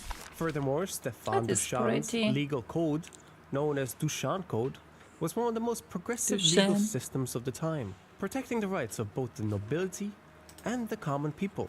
But this golden age would reach its end with the gradual encroachment of the Ottoman Empire. Beginning in the late 14th century, the Battle of Kosovo in 1389 is often considered one of the most pivotal moments in this period. This battle is often mistakenly considered the end of medieval Serbia, when it was really just the end of the Serbian Empire. Should have been end Instead, of the Serbia. Serbian Despotate was established, marking a period of relative autonomy under Ottoman suzerainty that saw a merging of Eastern and Western cultures. However, by the 15th century, the entire Serbian Despotate had fallen to the Ottomans, beginning a period World of about Order? 4 centuries of Ottoman rule, which significantly influenced the region's social, cultural, and political landscape. Despite Ottoman rule, the Serbian Orthodox Church retained some independence, preserving Serbian language, customs, and identity. From then on, the Balkans were in a constant power struggle. The Serbs, faced with foreign occupation, fought fiercely for their independence, while the Russian, Austrian, and Ottoman empires all attempted to assert their dominance in the region. Russia aimed to establish itself as the protector of Orthodox Christians within the Ottoman Empire, while the Austrians and Ottomans found themselves in a centuries-long rivalry for domination of the Balkans. The Serbs would resist their occupation, rising up in rebellion in 1594, 1596, and 1788 in the name of preserving Serbia. As the Ottomans began to lose their grip over the Balkans, the Serbs would finally succeed in regaining autonomy in 1830. The final milestone in the Serbian question for independence came in 1878 at the Congress of Berlin, where Serbia's independence was formally recognized alongside a number of former nations in the region. This was a moment of triumph, marking the end of centuries of foreign rule and the beginning of a new era of self-determination for the people of the Balkans. The assassination of Archduke Ferdinand, heir to the Austro-Hungarian throne by Serbian Rip. Gavrilo Princip, was a pivotal event in history, to say the least. Occurring on the 28th of June 1914 in Sarajevo, it was the spark that ignited the First World War. Princip's motivation was to end Austro-Hungarian rule in Bosnia and Herzegovina and unite the South Slav territories. However, what Princip and his co-conspirators didn't foresee was the domino effect this would cause. Austria-Hungary, with Germany's backing, declared war on Serbia on July 28, 1914. This led to a chain of alliances coming into play, with Russia, France, and the United Kingdom entering the war against Germany and Austria-Hungary, and eventually pulling the entire continent, and then the world, into a brutal conflict.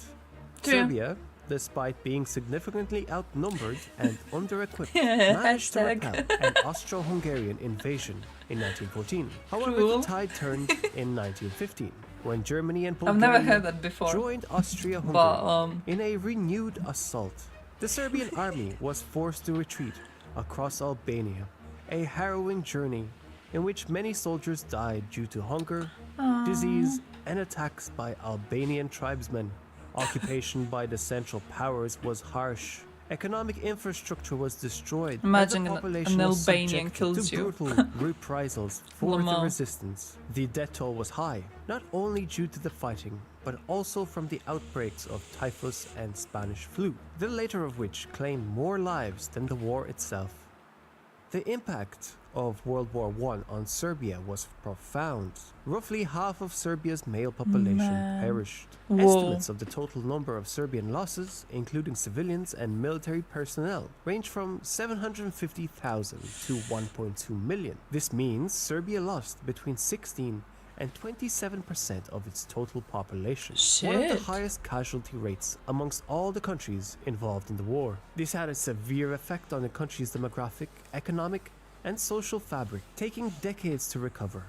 But the end of the war brought about significant changes, as it forced the formation of the Kingdom of Serbs. The idea was to unite the southern Slavs, who had been divided amongst several states, into one single entity. It was a grand vision, one that was later renamed as the Kingdom of Yugoslavia in 1929, under the reign of King Alexander I. The Kingdom of Yugoslavia inherited a largely agrarian economy.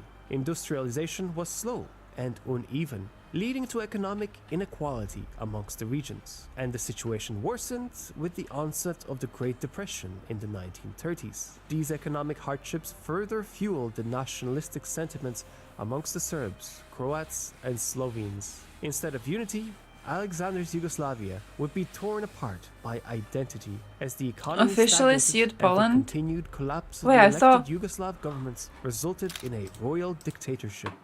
Wait, now? I thought they're gonna do it on Monday. Didn't they say they're gonna do it next Monday? Was it this Monday? I thought we have a week. Oh shit, I thought we have a week. It was the day. Because I saw the news while I was in the store today. I guess I probably saw the news from yesterday because people were like, oh, next Monday, Zelensky is saying that Ukraine is going to sue. It wasn't just Poland, it was like 3 European Union states, right?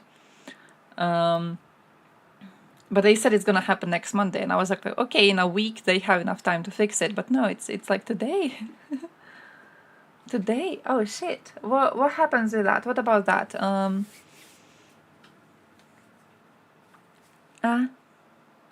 Because you know European Union removed all sanctions, right? So choosing to still ban it is kind of going against it, but also it kind of isn't, because I think they usually give the choice to the countries, right? Poland increased bets with will intervene your European Union integration. Oh, we're having some fighting. I'm not too happy about that. I hope we're gonna figure out a way to do something about this. I'm not really happy about these little fights happening. Expectable? Yeah, I guess. It just makes me kind of sad. It makes me a little tiny bit sad. It doesn't really help us. Shooting with one hand and in Invictus games? No.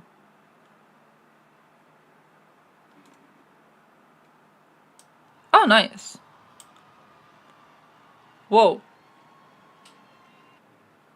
Oh, that is fucking great. Massive PRL for Ukraine. Yeah, that's what worries me. I don't really know what Zelensky was planning to do with that. There was no chance for this to turn out positively, right? He has to know this. Why do it? He has to know it's going to be really, really hard to keep Poland on your side, and he has to know we need Poland. Why do this? I don't get this. I just don't get this. Firing people? Oh, I don't know too much about that.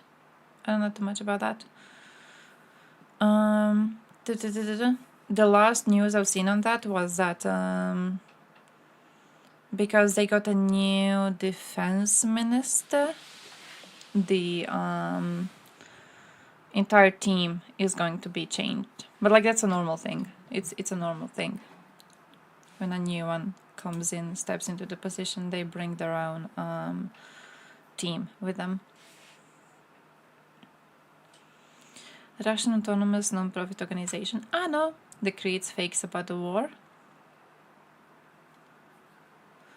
ANO Dialogue employees began analyzing social media reactions to war-related news hooks and later creating fakes. Ukrainians are given pills that increase aggression. German Muslims called to expel Ukrainian refugees from Germany. These and similar fake news are written by 60 people in the Dialogue's Moscow office and distributed to their own and friendly publics, allegedly on behalf of their subscribers.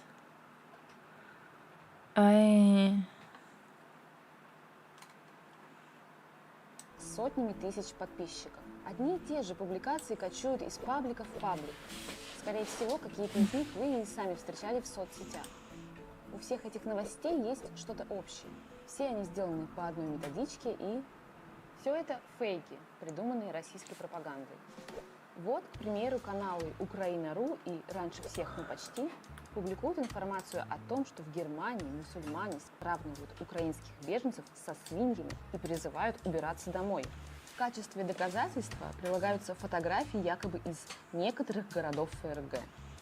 Мы нашли место, где на самом деле были сделаны эти снимки.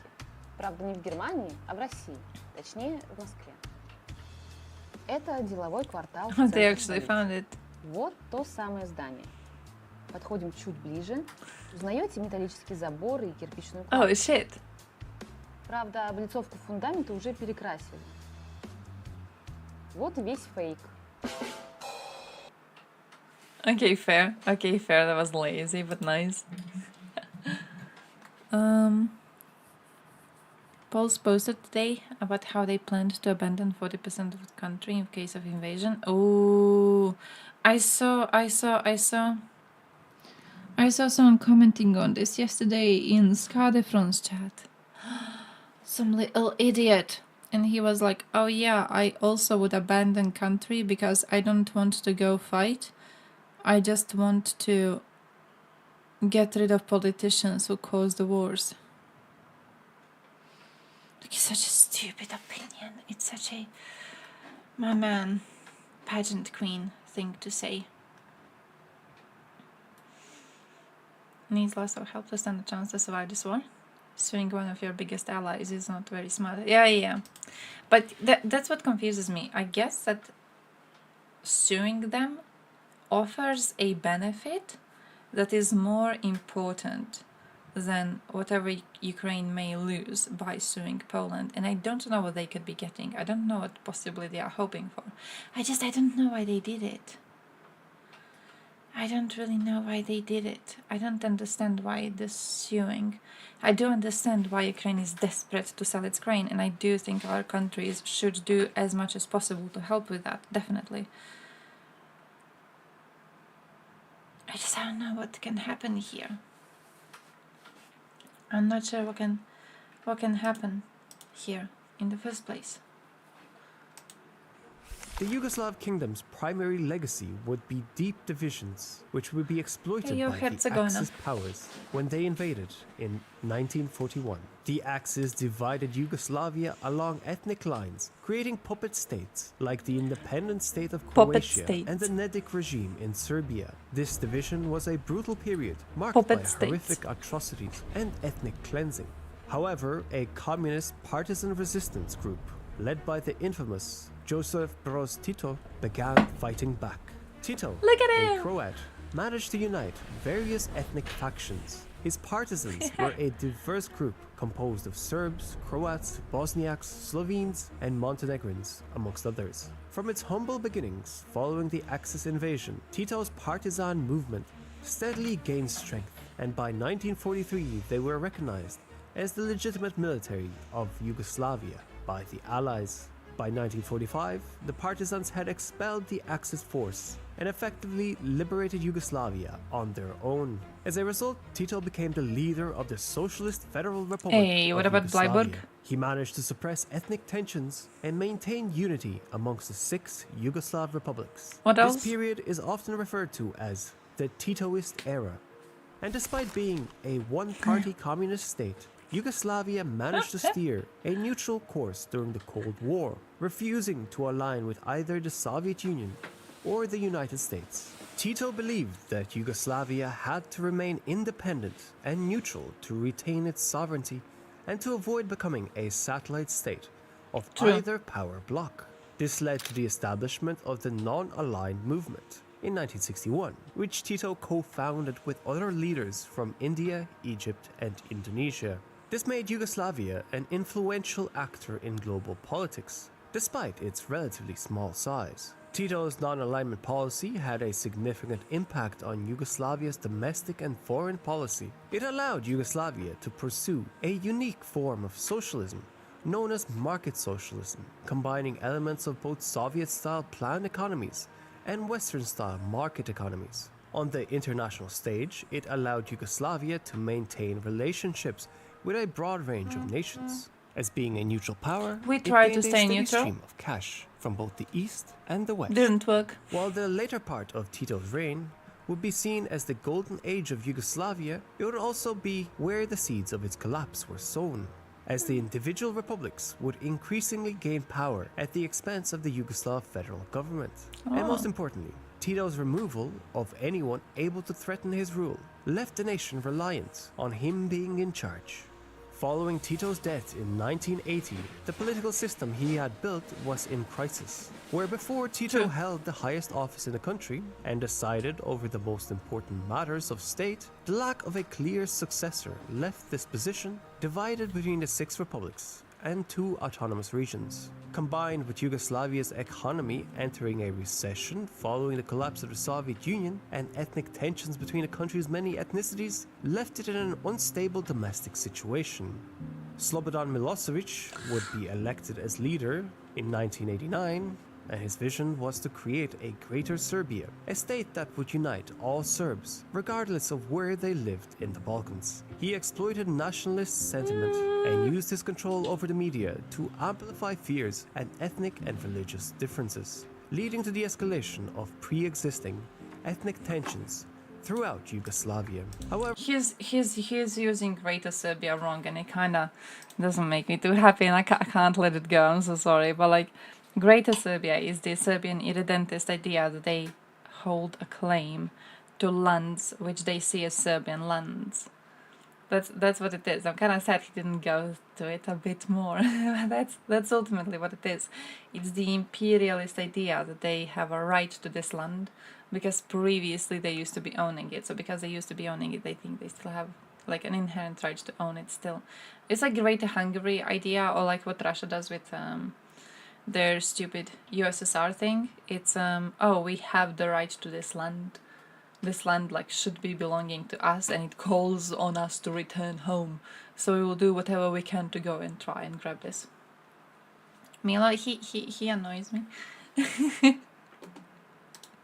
He's a very annoying face this development to look did not at. bode well with the wealthier republics of Croatia and Slovenia.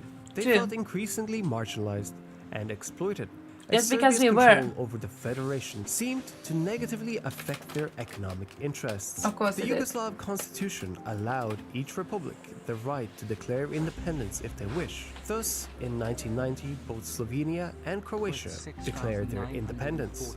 However, this move was not accepted easily. The Serbian-led Absolutely. Yugoslav People's Army saw this as an illegal act and initiated military action, marking the beginning of the Yugoslav Wars. While Slovenia would see minimal fighting and be granted independence after just 10 days, Croatia would fight a 4-year-long conflict with Serbian separatists dug in within its own borders, supported by Yugoslavia. Pussy In Slovenia. September 1991, Macedonia navigated its way to independence as well.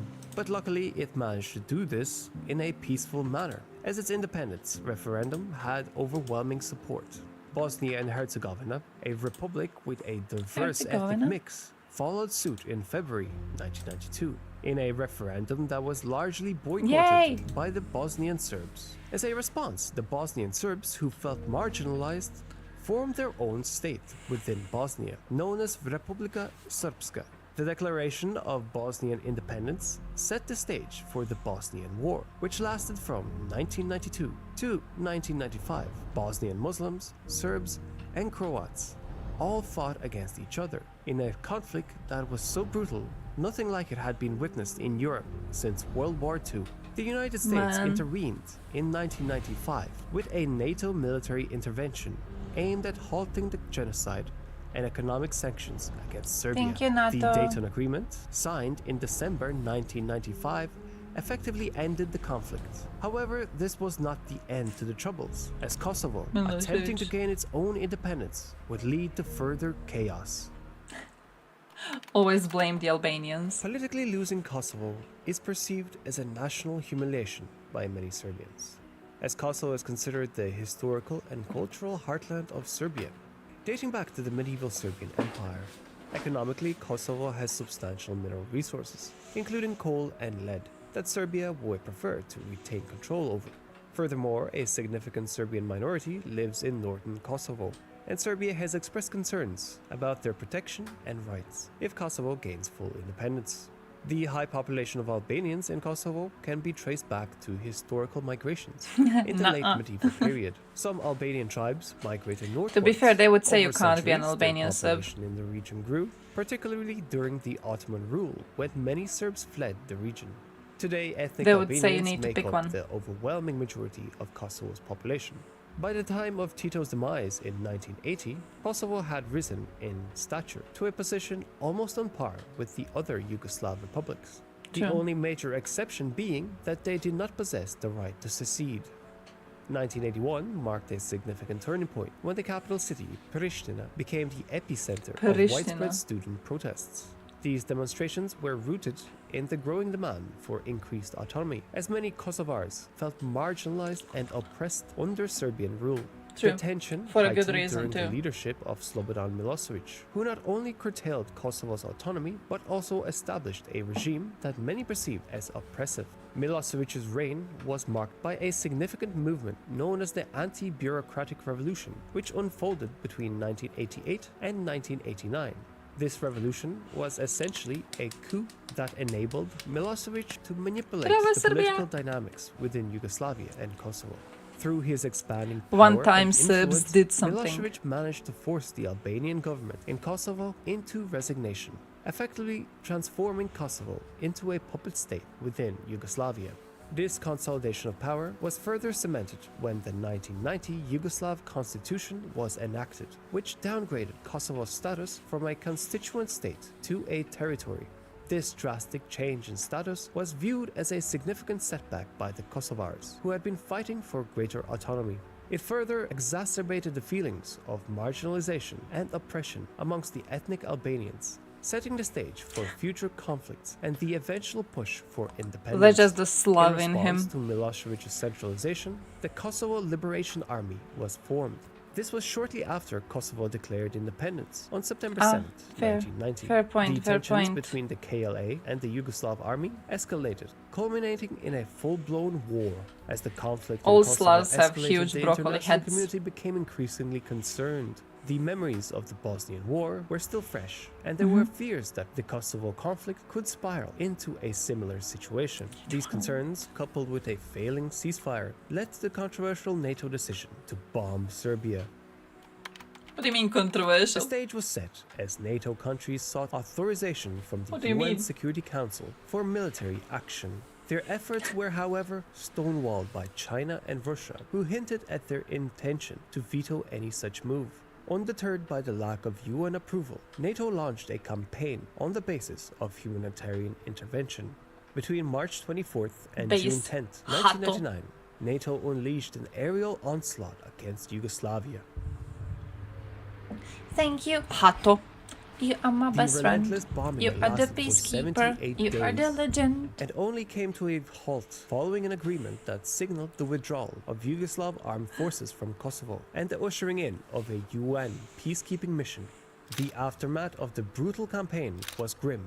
It claimed the lives of approximately 1,000 members of the Yugoslav security forces and 500 civilians, leaving a trail of destruction, estimating a Fucking loss of Nauru. about $29.6 billion. This figure encapsulates indirect economic damage, loss of human capital, and a decrease of GDP. Throughout the Man. campaign, Russia emerged as a staunch critic of NATO's actions. Russia also played as a mediator, striking a delicate balance between NATO and supporting Yugoslav sovereignty. British Lieutenant General Mike Jackson noted that Russia's decision to back the West and persuade Milosevic to surrender was a critical turning point that significantly contributed to the end of the war. At the time, Russia was heavily reliant on Western Thank you, economic USA, aid, making indeed. it susceptible to NATO's pressure to withdraw support from Give us more Milosevic. HIMARS. The aftermath of the Thank operation you. resulted in a significant dent in NATO's reputation. Once seen as a peacemaker, NATO was now perceived as a global policeman, a role that was met with widespread criticism and resistance. What do you mean widespread criticism and resistance? It was met with praise here, it was met with celebrations, it was met with people having drinking parties to praise NATO for coming in. A criticism came from Serbia because they're the ones who got bombed. Following this, the Serbian economy was in shambles. Oh, bulldozer Hyperinflation, revolution. unemployment, and corruption, not to mention Bulldozer the international incoming. sanctions, leading to the fall of Milosevic's regime Why? in October 2000, which marked a turning point for Serbia.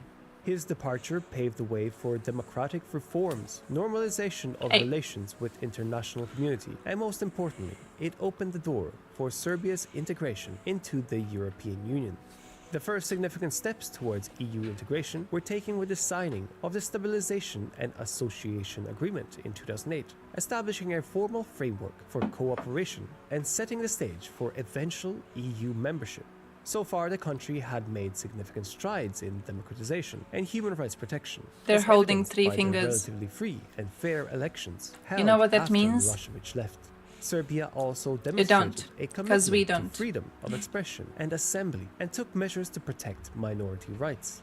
However, media independence has been a significant concern, as Serbia scores poorly on Reporters Without Borders Media Freedom Index. On November 30th, 2009, Serbia received the visa-free travel regime to the EU, and it received EU candidate status in 2012. In 2014, the Serbian Progressive Party won the elections, and with them, Aleksandar Vučić assumed the position of Prime Minister.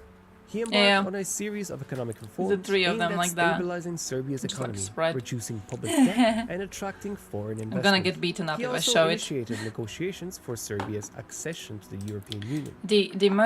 The strongest theory I've heard about that one, the one that most people locally believe in, is that they show 3 fingers because victory is 2 fingers and Serbs wanted to have more than we do, so they started showing 3. It's also my favorite theory. I've heard some other ones about like shooting, which fingers you need to shoot, something like that, but I don't really know if it makes sense. None of it seems to make sense. But the one where they saw 2 fingers and they were like, no, it's better than 2 fingers, 3 fingers. Also, which could be, you know, title of a sex tape. Mix of Steve Buscemi and Brendan Fraser. Oh! In Serbia, they call him Pičko Usti, which translates to pussy-like mouth. And it's because his lips are very Kardashian-like in some of the clips he has. Isn't it an orthodox gesture? Hey, could be. See. I've got no idea. I asked few Serbs about it. They told me they don't know. They asked me why we showed 2 fingers. I was like, I guess it's like a victory thing. I don't know. Because I don't know when it comes to the defenders. I don't know why they were showing it. I've heard a bunch of different theories on that one too. Like, is it supposed to be peace? Is it supposed to be victory? What were they trying to symbolize when they were showing 2 fingers? And no one was really... It's like you go to 10 people who were, you know, in the war, or who raised 2 fingers now. You ask them what it means. You will hear 2 different theories, and then the rest of the people are just going to tell you, oh, it means Croatia. And it's like that for Serbs too, you know. You ask them, hey, why 3 fingers? And you hear a bunch of theories from a bunch of people, but most people will just tell you, oh, it's Serbia, it means Serbia. It's how I tell I'm a Serb. I'm like, okay. That's a fun little thinking exercise. Okay. A move that marked a significant departure from his early nationalist ideology, having begun his early career in the Serbian Radical Party and by supporting the idea of Greater Serbia. Economically, his reforms have yielded some positive results, including a reduction in unemployment and public debt. His That's because pro-EU his stance people has left also to brought work here. Serbia closer to European integration. However, the perceived autocratic tendencies of his administration have raised concerns regarding the state of democracy in Serbia. Critics argued that his rule has led to increased media censorship, curtailed civil liberties, and undermined the functioning of democratic institutions. But overall, ever since Milosevic left, Serbia has been on an upwards trajectory Holy Trinity. until Ukraine. Otac, Sin i Duh Sveti.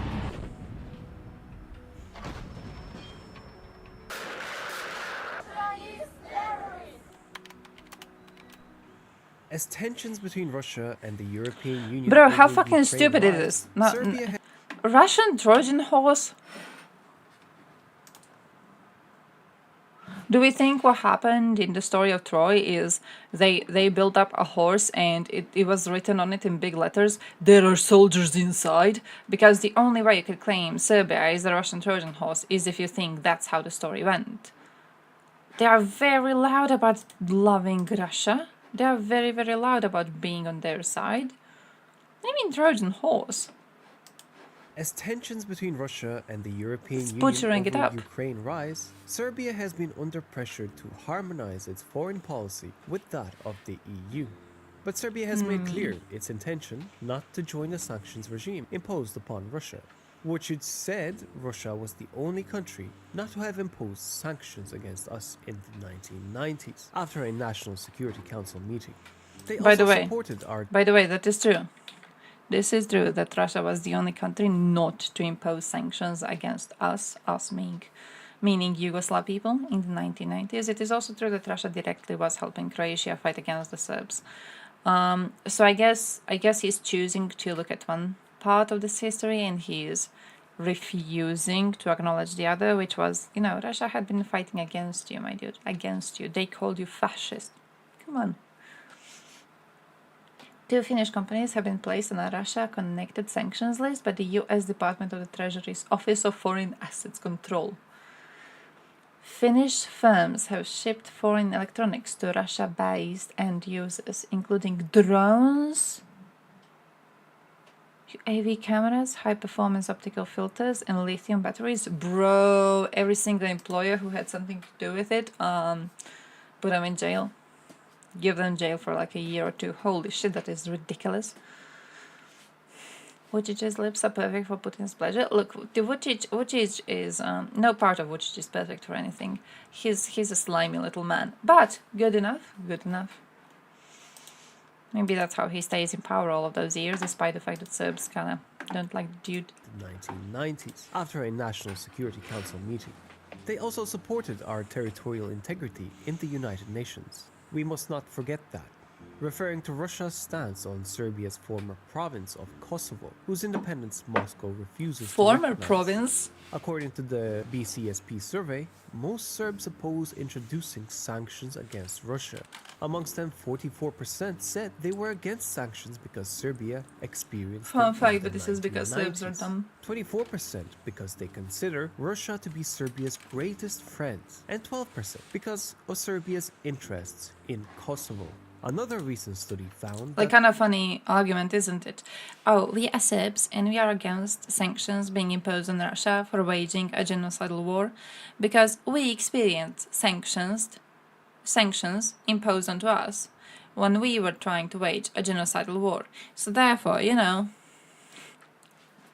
we're on their side.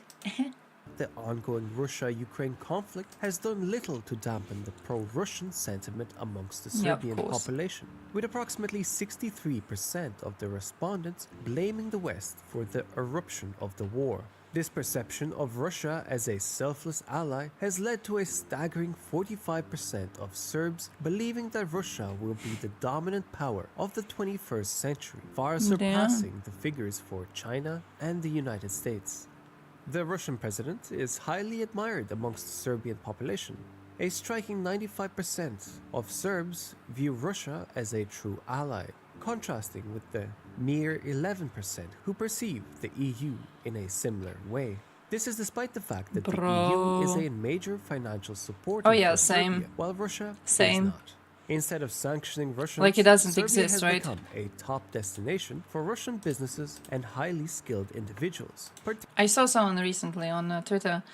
They were talking to this Ukrainian girl, and she wrote the West, and she was referring to Greece. So she writes the West, and the dude's like, oh, Greece is not in the West. Like, Greece doesn't belong to the West. And she's like, yeah, it does. It's more Western than we are. It's like, if you're more Western than I am, then you are the West. And they had a whole little, like, debate in the comments over what is the border of the West. It reminded me of Zizek. Like, oh, here is where it's like the Western Europe, and here's the Eastern Europe, right? It was very, very similar to that. But yeah, I think when people say the West, I think they mean USA. I think they just mean America. Particularly from the tech industry, seeking to evade sanctions. And recently, Serbia agreed to supply Hungary, which relies on Russia for about 80% of its natural gas. With more Russian natural gas, if Ukraine terminates its transit agreement with Russia. Becoming a reseller of Russian supplies is not a good look at this time. As of now, however, the EU has not taken Serbia's actions seriously or given out penalties. While Serbia's compliance Fuck your with European EU Union for foreign this. policy has dropped, the EU Fuck continues European to Union see for that. Serbia as a frontrunner for EU They have a membership. chance to do something and they're not. If we They're look back at blaming the Kosovo. history, we can make parallels which may give us clues to Serbia's true intentions. After all, history tends to rhyme. Let's compare Vucic and Tito. Tito's ability to play NATO against the Soviet Union was legendary. Possibly taking a page from his predecessor's playbook, Vucic has done a good job of playing both sides. No! He secures cheap energy from Russia while maintaining positive relations, thereby appeasing his electorate and maintaining power in the country. Blasphemy, While Vucic yes. may know that the country's long-term interests are more secure with Europe, his voters may not. But his power would be lost if he would quickly give in to all the demands of the West put upon him. Simultaneously, he avoids completely falling out of favor with Europe, which cannot permit Russia a chance to regain a strong foothold in the Balkans. Russia's appeal in Serbia stems more from what it doesn't represent than what it does. The shared cultural and historic affinity and the Orthodox and Slavic Brotherhood play secondary roles. No, he's in a the pussy fundamental mouth fact loser. That Russia is not the West. If we consider countries that declare themselves to be neutral with regards to Russia's invasion of Ukraine, we would think of Switzerland or Austria, not Serbia, probably due to seeing protests like these and the overall mass support which the population of Serbia has for Russia's cause. Serbians support Russia, there is no doubt about it. However, whether or not Serbians support Russia's annexation of Crimea or the full... By the way, sorry, I'm gonna forget to tell you later, so I need to tell you now. Statistics came out that 1 in 5 Serbs who applied for USA visa last year didn't get it. A lot of Serbs want to go to USA and they're not allowed to go to USA because USA doesn't grant them visas. So, you know, talking about the West crumbling and shit like that, kind of funny they didn't go to Russia. It's like closer, you don't even need to fly to there. Come on, just go to Russia. Scale invasion of Ukraine is a different Go to your story. brothers with a chicken The key on their distinction flag. to make is that the war in Ukraine isn't perceived as a war between Ukraine and Russia, but as a war between NATO and Russia, with NATO once again being the belligerent. True. As the war is forcing Serbia to implement various sanctions and essentially choose a side, Serbians are being forced to remember having been wronged by NATO in the past. This, however, does not mean that Serbia isn't neutral. It's arguably even more neutral than I wish either they remembered. Switzerland, Turkey, or Austria. If they Countries which remembered have how it openly felt, they supported would have chosen Ukraine. a side already. The Serbian nation is a real conundrum. On the one hand, its leadership knows that for long-term economic prosperity, Remind Serbia. must embrace its main trading partners, that is Germany and the EU. But its population Yes, it is is. still bitter about Kosovo and the tragic memory of the bombings. While the hope that Serbia may regain control over historical lands endures to this day.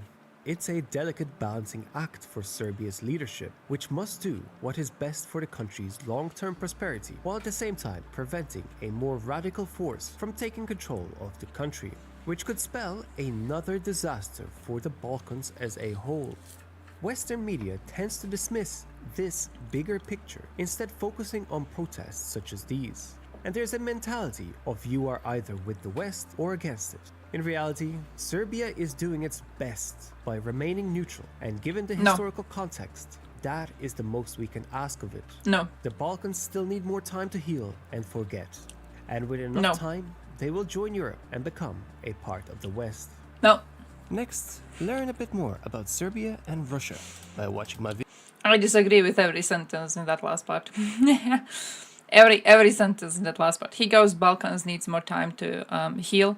No. You're talking about Serbia. You're not talking about Balkans, my dude. You're talking about Serbia. When you look at the issues in the Balkans, it's Serbia.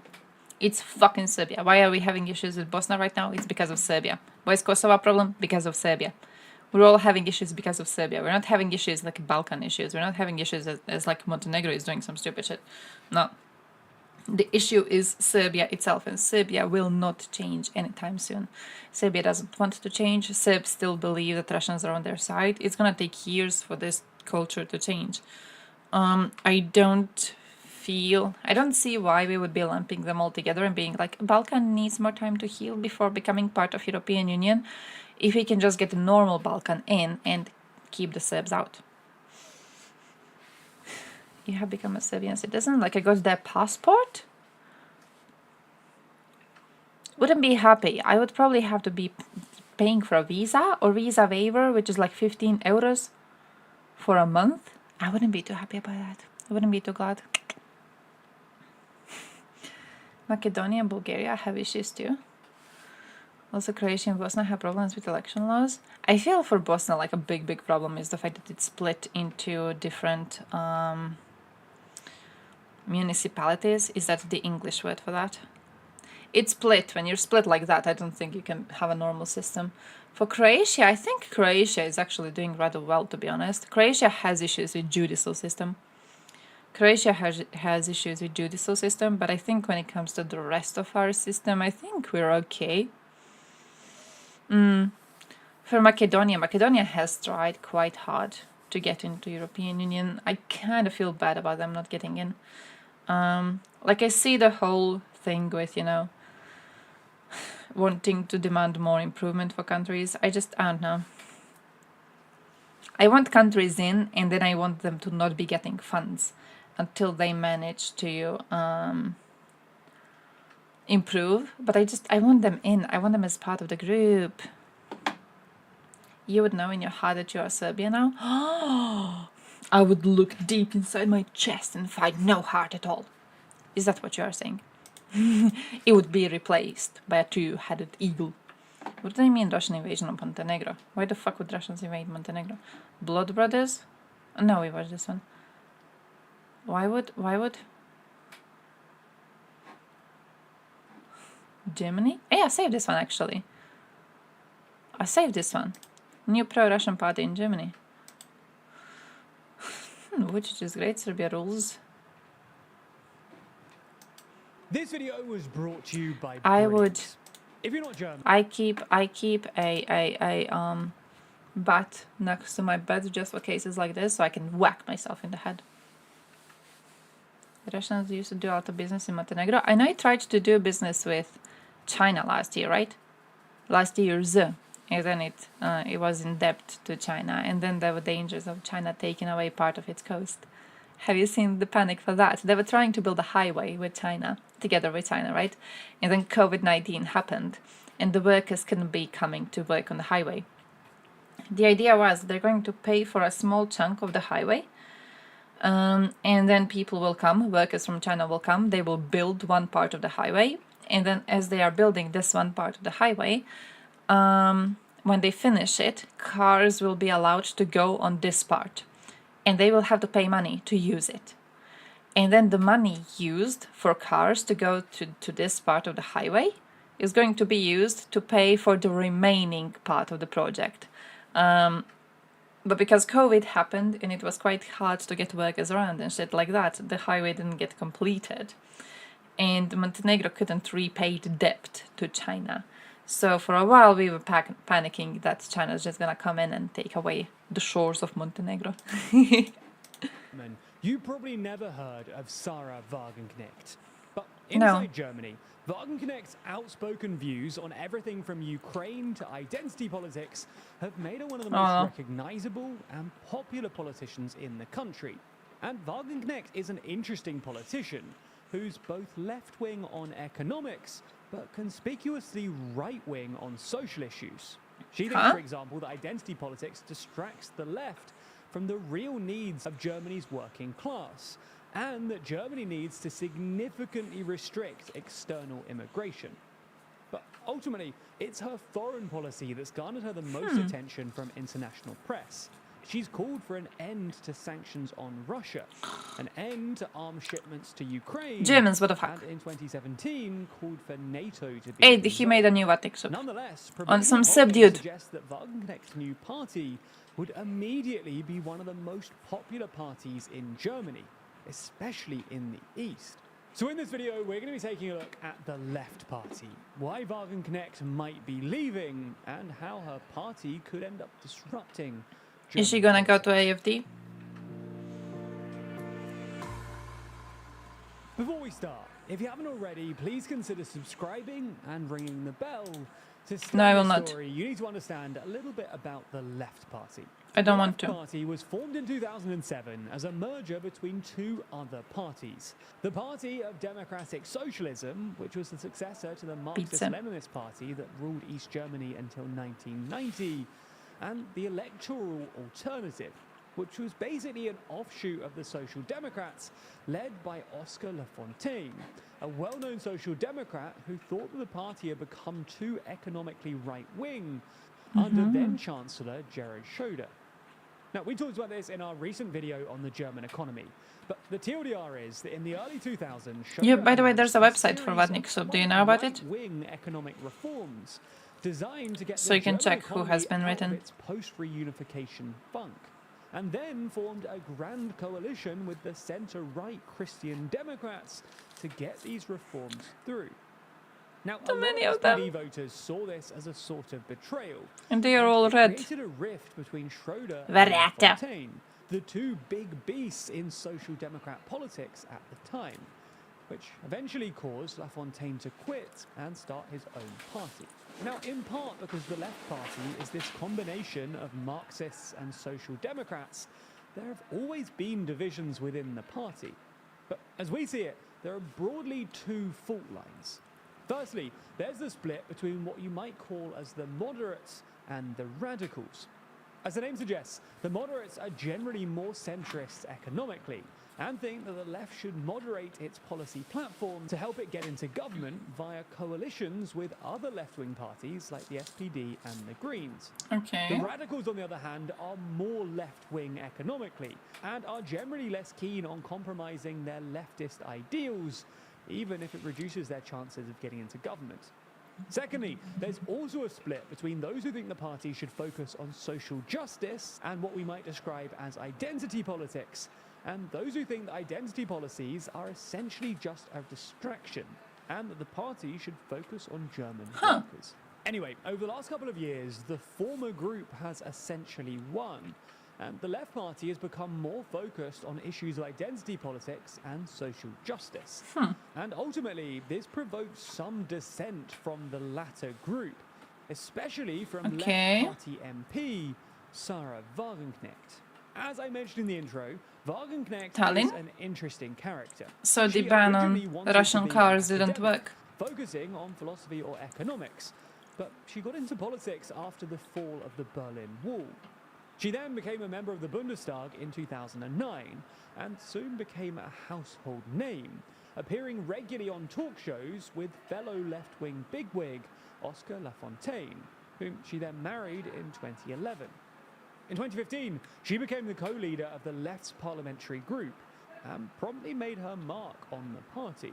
For example, before the 2017 federal election, she pushed through a radical left-wing manifesto, which many analysts thought ruled the left out from a future coalition with the SPD. When asked about this, she told DW, "I want to govern, but I do not want to practice neoliberal politics or, quote, predatory capitalism."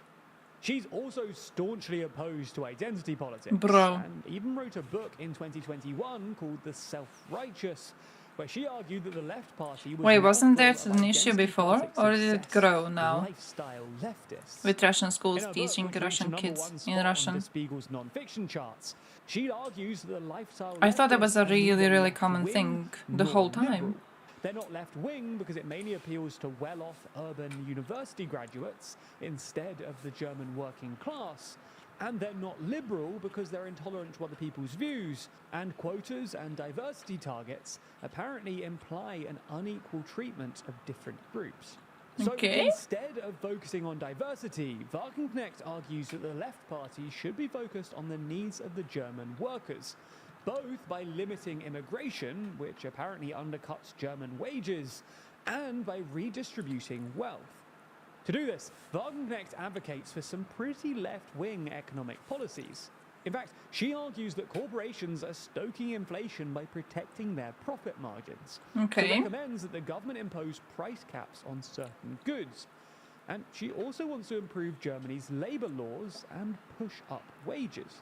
For context, despite being one of the wealthiest countries in the world, German wages are actually pretty low.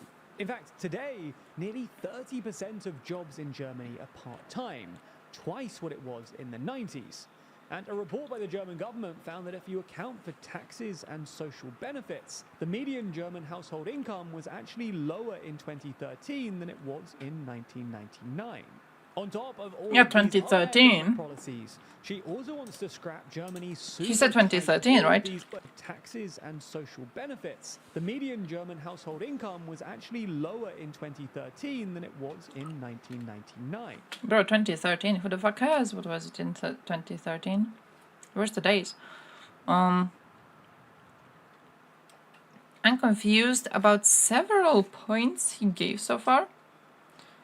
But like, I mostly, you know what I'm confused about? I'm confused about her wanting to limit immigration. I don't get it. I don't get what you would want to limit immigration. Because I assume most of us have like relatively same issues, most of us Western losers, right? The issue here, for example, a big problem we have is that we need to pay out a lot of pensions, but there's not enough workers to earn all of this money to pay out pensions, right? So, opening new firms, which is what we are doing right now, we are getting foreigners to invest into Croatia and open new firms, and then importing workers from like Serbia. It helps because they pay taxes here. And by paying taxes here, we get more cash money in the budget to be paying out pensions regularly. You need to have like more workers and you need to have pensioners, right, for the system to be stable.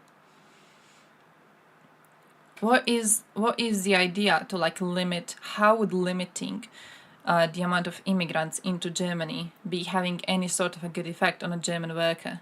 Who the fuck's gonna be helping this German worker actually get pension?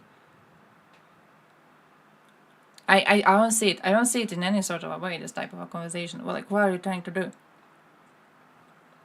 In 10 years, you're gonna have panic because you won't be having enough cash money in your budget to pay out all the pensions, and then she'll need to do the French thing with raising the pension age. It just doesn't work like this.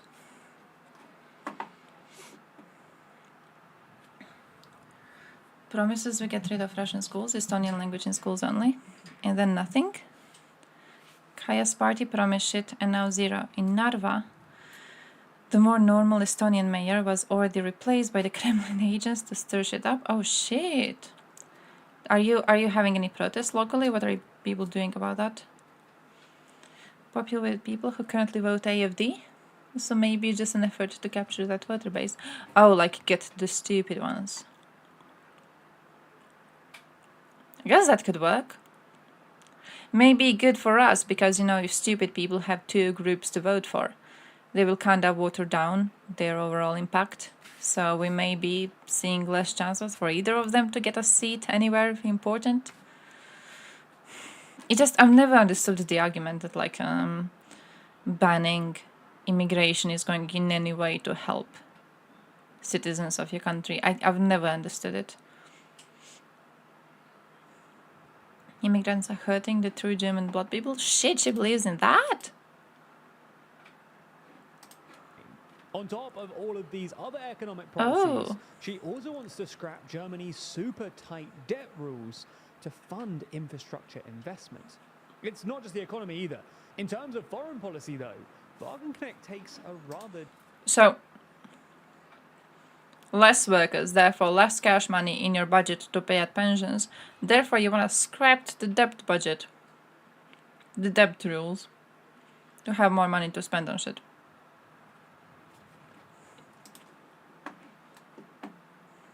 If she gets into AFD, that would be dangerous. If she joins AFD, that would be kind of dangerous. But if she makes her own party, go for it, bitch. different tack, wanting to reverse the West sanctions on Russia, which she claims aren't working. And a couple of days before the invasion, Oh no, when it she comes to published refugees, I a wouldn't. peace manifesto, which Immigrants are essentially another called for thing, but when Germany it comes to and NATO refugees, to I stop think sending aid to Ukraine we should be and protecting them. instead sue for peace. Wagenknecht has also argued Sue that for NATO ought peace. to be dissolved and claimed that Germany has become too dominant in the EU. Anyway, Wagenknecht's views and profile have made her one of the most popular politicians in Germany. How In the fact, fuck? She's far more popular than the Left Party itself, which is currently polling at a measly 5%. As such, her public criticism of the party and her personal appeal has fueled constant, reoccurring rumours that she could start her own party. An idea which was apparently confirmed in an exclusive Please do by it. Bild last week. Now, Wagenknecht Call it to the is dumb yet to fuck validate the committee. report herself, but if she were to start her own party, it would be pretty huge news. An economically left-wing but socially right-wing Wagenknecht party would actually occupy a pretty unique space Oh. in German politics. And hypothetical polling from Bild suggests that it would garner about 15% What's yellow? of the vote right off the bat. What's This that? polling also shows that Wagenknecht is especially popular with AfD voters and voters in the East. Surprise, With bitch. another poll from July finding that Wagenknecht would actually win in her home state, with her and the AfD getting a combined vote of nearly 50%. FDP? I need to look into Clearly, those. if this would happen then, it would significantly shake up German politics and threaten Germany's, and therefore Europe's, support for Ukraine. Now, you just spent around 8 minutes watching a video to help you learn more about the world around you. And Unfortunately. that feels good, right? Well, that's the feeling you get from spending time learning and bettering yourself. Wagenknecht. Economy surviving of immigrants. Yeah, it's so weird to me, the idea of like kicking them out. So weird. I know, like when my brother was working in the mobile phone, Germany mobile phone firm, they were making and fixing mobile phones, and like all of the workers were foreigners. Had a bunch of foreigners just around. Most of your firms, most of like the lower positions in your firms are fucking foreigners. I don't see why she would be like, oh yeah, I want to limit immigration, then you want to get like less foreigners in, less firms be working. My father's firm is entirely made of foreigners. And it's not even just like Balkan people. He works with Frenchies, he works with people from Spain. It's like the entirety of fucking European Union comes to Germany to pay taxes to Germany so Germans can have proper pensions. Why are you bitching about it? Why the fuck are you bitching about it? You will be finished in a couple of days, why bother? Oh shit, that one. They are very supportive of Ukraine.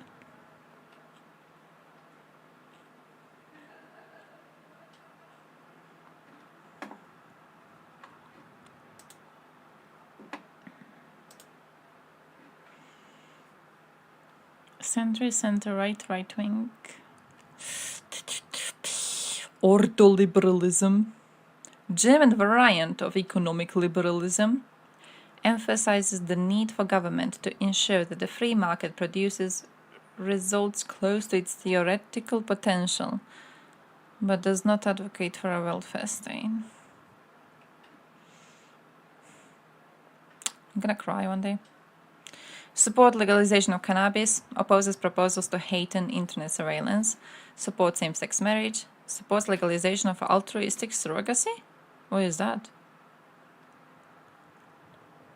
Why altruistic surrogacy? What is that?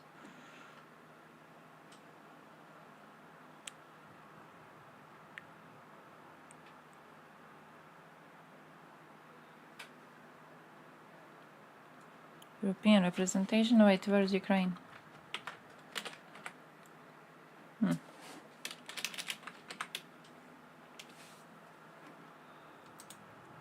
Nothing on Ukraine, nothing on Russia. Yeah. Rich people and people who dream of getting rich, vote for them. Ah, Andrew Tate of politics. NATO.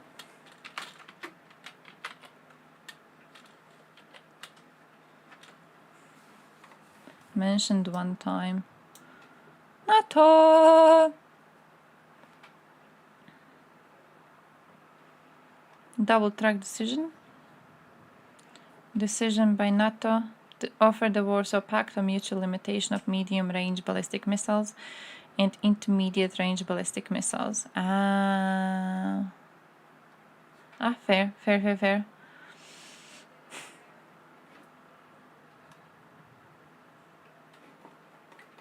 Wagner Fitzer. Who is Linda? Blue-eyed.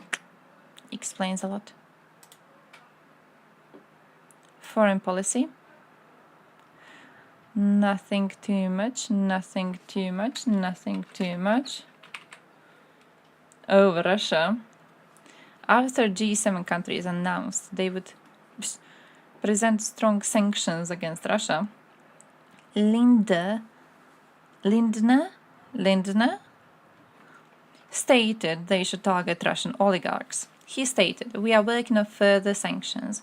I am particularly concerned that the oligarchs should be affected. Those who have profited from Putin and stolen the wealth of the Russian people, including through corruption, should not be allowed to enjoy their prosperity in our Western democracies."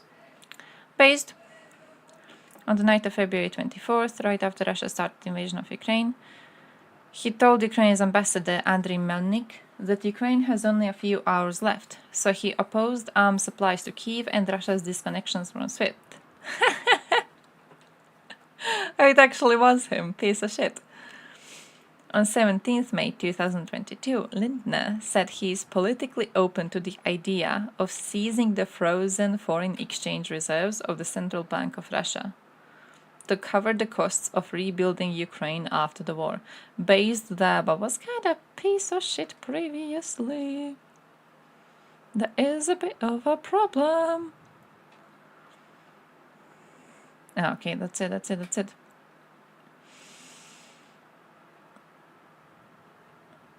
Wait, where do you get the statistics of 30% of foreigners who don't assimilate and cause problems? How do you calculate that? Like the amount of total immigrants in Germany? No, wait, not in Germany. How do you calculate that? Oh, no, we're talking about Russians. If Croatia would have 30% of population being Serbian causing shit. I mean, it's like,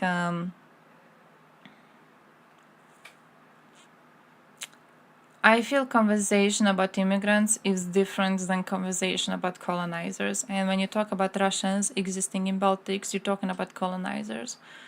It's inherently a different type of a conversation to be had. And I definitely agree they should be expelled, of course. Focus sanctions on machine tools. Yeah, I've seen a few people claiming that they haven't focused on that nearly enough. Hey, by the way, I wanted to show you a beer that I bought yesterday. I have saved it here, but I drank it yesterday entirely. So, but I got a beer yesterday. It has light ale. Deep dive IPA. Was kind of cool. how was it? A bit weak. I need to start doing a thing. I genuinely need to add a thing in Discord for beer tasting, so I could be adding beers that I taste that, so then I can know how strong they are on each scale, because this one was a bit soft. It was a bit creamy, it was a bit soft. It's like you don't really feel it. It was cold and everything, but it's still like...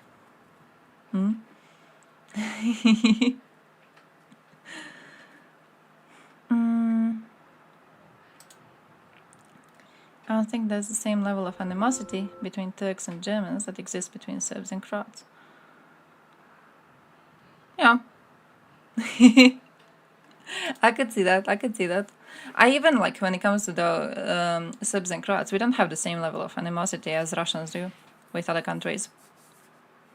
Mostly because Serbia got bombed.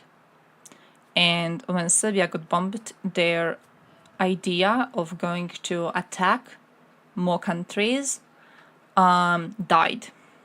Their idea of Greater Serbia died. And because of this, we don't really fear them doing shit to us. Like, Serbia is not a threat to anyone right now. They are annoying. They are incredibly annoying. But they're not going to invade us. They're not going to do shit. They're not currently attempting to, genocide a nation. They don't dare to do something like that. When Vucic recently, he had a little rant in which he was talking about how he is ready to start a war with Kosovo if Kosovo provokes him, shit like that. And most of the responses from Serbs were like, bro, NATO is like right next door. NATO is right here. NATO is right next door. We're gonna get bombed in a second if we try it. You know what I mean? Like, Serbia got calmed down. So we do have parts of Croatia with a lot of Serbs living in it. My part specifically, for example. Plus, lots of Serbs are coming recently to work in Croatia. But there's no negative feelings over it because they don't present a threat. There's no chance they're going to do shit. They don't present a threat to anyone. They're just here to work and build a living. For Russians, though, it's quite a different situation because they do tend to think they have a claim over lands that they go to. Like, have you guys seen them bitching about Georgia recently? They're bitching about Georgia not liking Russians and people in Georgia refusing to speak in Russian. They are currently occupying parts of Georgia. And they still dare to bitch about their people refusing to speak Russian. Like, if Serbs did that here, bro, we wouldn't have them in the country. We would be kicking all of them out. But no, they don't. They're like normal, chill people. They don't really pose a threat to anyone. They're not going to invade. The expert is Duna. Yeah, base, that too. Helpful graph to find out if you're in Poland. Funded by the European Union. Poland. Okay, fair, that's too. By the way, Unanimous decided deputies should use only cars made in Russia. How many cool cars did they make?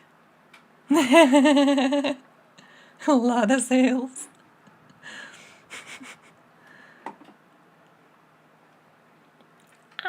He meant no harm. More or less chill now. Yeah, we're okay. We're okay. There's still a lot of Croatian nationalists and there's Serbian nationalists, and we have extremists in society, mostly in our football clubs, but we do have people who are really, really hateful. But overall, the societies are just okay. We're okay with each other.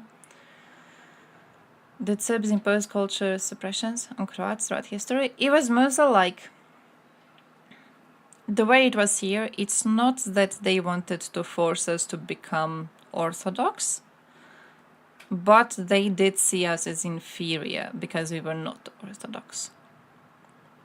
Like, they would never actually go and, I don't know, burn our churches. Stuff like that. They would never force you to not speak Croatian. They wouldn't, burn our books. They wouldn't force us to speak Serbian, but they would be seeing you as less overall for not being one of them. That did happen. Like my father, for example, he went to college in Serbia, and this was during times of Yugoslavia.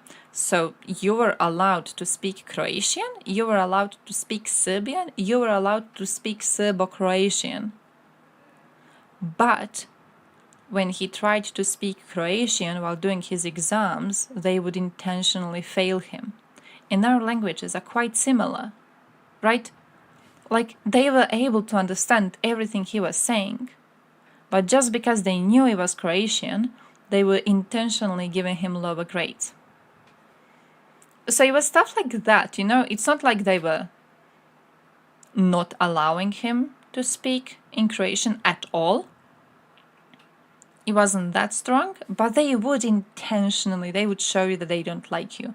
My mother, for example, in elementary school, at one point she got a present from her grandmother, and it was little crosses as earrings, little tiny golden crosses, and she would be wearing them to school, and there was one specific teacher who made her take them off whenever she was coming to her class, because, you know, Catholic crosses were not allowed in a Serbian classroom, and if you came with them to a Serbian classroom, she would be failing you.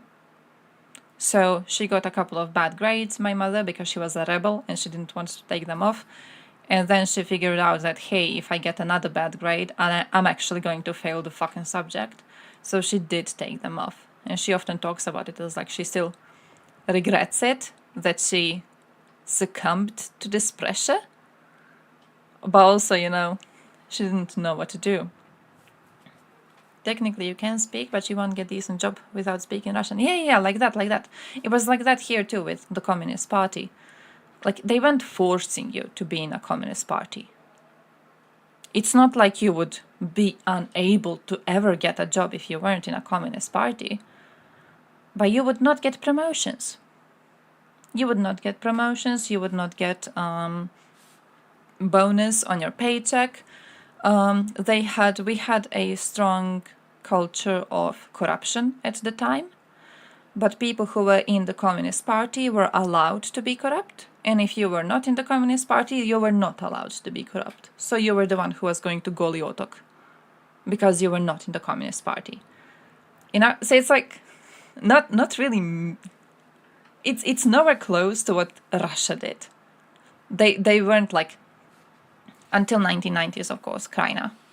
But like before the crumbling of Yugoslavia, they were not kicking out Croatians from the area and importing Serbs there. You know, it was never to that sort of a cultural erasure. It was still bad, but it was not nearly as what USSR lived through. I would like to work in Tallinn, but I don't speak any Russian. So that sucks. Wait, you can't work in Tallinn without speaking Russian? Or like, it's hard to work there without speaking Russian? Which one it is? Childhood friend whose dad only bought Ladas? Oh, nah. Oh, nice, that is cool. How much do they even cost? Holy shit, what is the worth of a Lada? One mobilized life, I guess. The fact that Russia does not recognize international law, is not interested in fulfilling any obligations, observing rules, and respecting other sovereignty, makes it a country that is completely incapable of reaching agreements within the international arena. The interest of any global state is to return the world to basic legal principles. This is possible under three basic conditions. Russia must suffer a significant defeat on the battlefield and leave the sovereign territory of Ukraine. Russia must go through a process of internal political transformation to obtain a new governing elite. Russia must be removed from the list of countries that have the right to vote and use veto power in global organizations. There is no other solution. It makes no sense to consider Putin's elite as effective capable of negotiating, and therefore there is not the slightest chance to get a binding political dialogue with them. Damn. Scott is streaming pro-Russia Trump? Trump? Why would he be streaming on Trump? Who the fuck streams on Trump in this day and age? What's Trump even doing? Hey, have you seen Russell Brand got accused of sexual harassment? I was unironically surprised by it.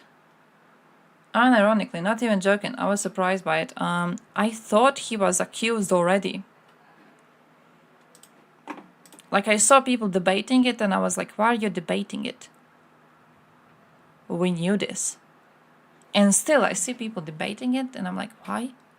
Like, his entire career, the jokes through his entire career was that, you know, if you're a woman, you shouldn't be close to him because he's gonna fuck you.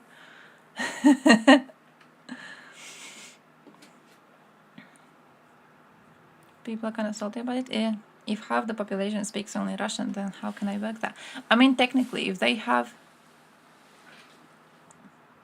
If there's a job opening position and it doesn't say you need Russian, I guess you could just be working that and making bullying Russians your daily habit. More than harassment. Yeah, one of them he did rape, right? The way I've understood it, but I haven't seen... I know there's a documentary. I haven't had time to watch it yet. The way I've understood it, 2 of the girls are minors. And to one of them he apologized specifically.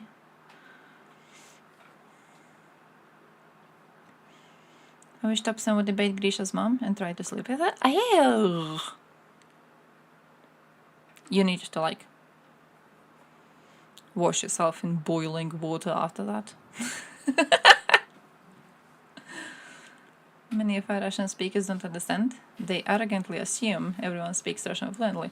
Yeah, but like, see, their assumption isn't the problem. Oh, one was 16? I read like the 2 of them were. I need to look into it. That's the age of consent in the UK. Oh, wait, but like, wasn't he quite older? How do people do it in the UK? Because I saw someone recently mention, was in Skadesh chat. Someone mentioned Croatia in this context, and they said that the age of consent in Croatia is 16. No. No. Not like 16-year-old and a 31-year-old, illegal. Fucking illegal. The way age of consent works here is that if you're 16, you can have a relationship with someone. I think the difference is 3 years. So like if you're 16 and you have a relationship with someone who's 19, that is not illegal. It's 3 years. So when you're 17, you can have a relationship to someone who's 20. That's still okay. And then when we go for 18 plus, that's where there's no limitations. But here, if you're 16, there's limitations. You can't just be with anyone older. Now, I'm not sure how UK works, because it is UK. You never know. Technically, that's not illegal. That could be fucking UK. Should have had proper laws. But also... it was kind of, I think, quite obvious previously. Genuinely. Like, the most of his career, I think, was based on jokes about that. So, I don't know. It's weird to see little debates on that. How schoolgirls find 20 plus boyfriends? It's because the boyfriends are kind of interesting. When I say interesting, I mean kind of creepy. When I grew up, I started to wonder what those boyfriends did. Yeah, that's what changed in my worldview too. Like for such a long time, you know, you're reading comments of people who are like, "Oh, why is this girl dating a man so much older than her? Oh, she's so slutty," and you fall for it. And then you grow up, and you're like, "Bro, why was he dating her? Like, she's stupid. Teenagers are stupid, right? Every single teenager is stupid. Why the fuck was he dating her? What is wrong with his brain?" And especially, I think, as you grow older, once you start hanging out with these kids. Like, for example, when I was 12, I had a friend who was also 12, and she was hanging around with a 24-year-old. And I remember being 24-year-old And my cousin at the time was 12. Just the idea of like having something with one of his friends or whatever, it's so disgusting. It's sickening. Like, that man was sick. And I remember even in school, like at one point the teachers learned about it, and the teachers subtly shamed her. They were presenting it as if it was her choice to be in a relationship with him. And we all just kind of believed in it, you know? Like, we came home and we commented on it with our parents, and our parents were like, oh, why is she doing that? And then you reach the age of that he was at the time, and you're like, bro, she had no power in it. She had absolutely no power in it. Just sickening situation. Oh, look, I have hemorrhoids. Oh, cool, I have differential equations. Such a weird thing, bro. Like, you go to work and she has to go to what? Study for her upcoming math exam? How weird is that? Just so fucking weird. I don't know. Sickening, absolutely sickening. I'm always salty about Balkan people because Balkan people tend to do these jokes where we pretend that shit like that is normal. It shouldn't be. It shouldn't be. It never should be. By the way, I have to leave soonish. I have to leave relatively soonish. Do we know where we want to go? I was watching Alex a few streams ago, but I don't know what his opinion is on... I know he banned the Putin dude. What's his name? President Putin? The chatter. I know he banned him immediately. Do we think? But he is also an anarchist, and I don't really trust anarchists. I'm like half. Watch it. Very, very young people dating very, very old people. I mean, like teenagers dating someone in their 20s, 30s. Stuff like that. 10-year age difference mostly. I really, really think it shouldn't be normalized. I think we shouldn't pretend stuff like that is okay, but for some reason there's a lot of Balkan jokes about it being completely fine. It's just a weird thing. Then you get people talking about it, you know, and you get people being like, oh yeah, it's a completely normal thing. I know several girls who are like 13, 14, 15, and they're dating men in their 20s. Like, oh, it's a completely normal thing. No, it isn't. No, it isn't. That's fucking sick. And he was also sick when Russell Brand was doing it, so... I know he'll probably never go to jail, though. Nothing will happen to the man.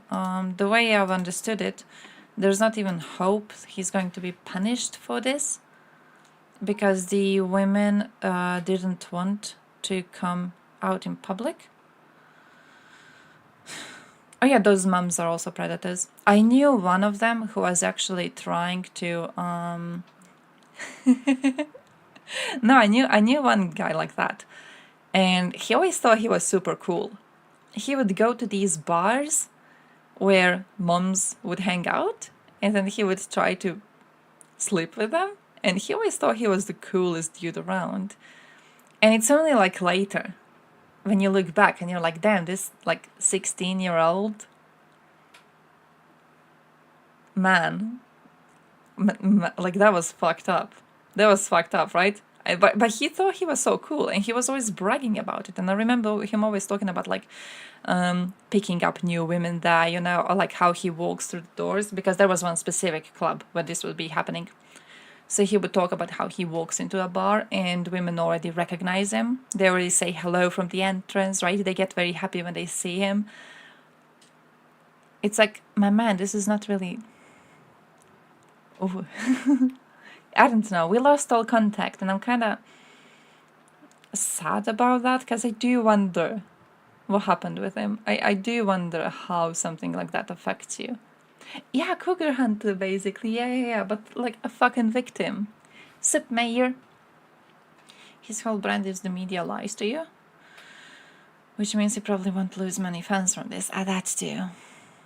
That too.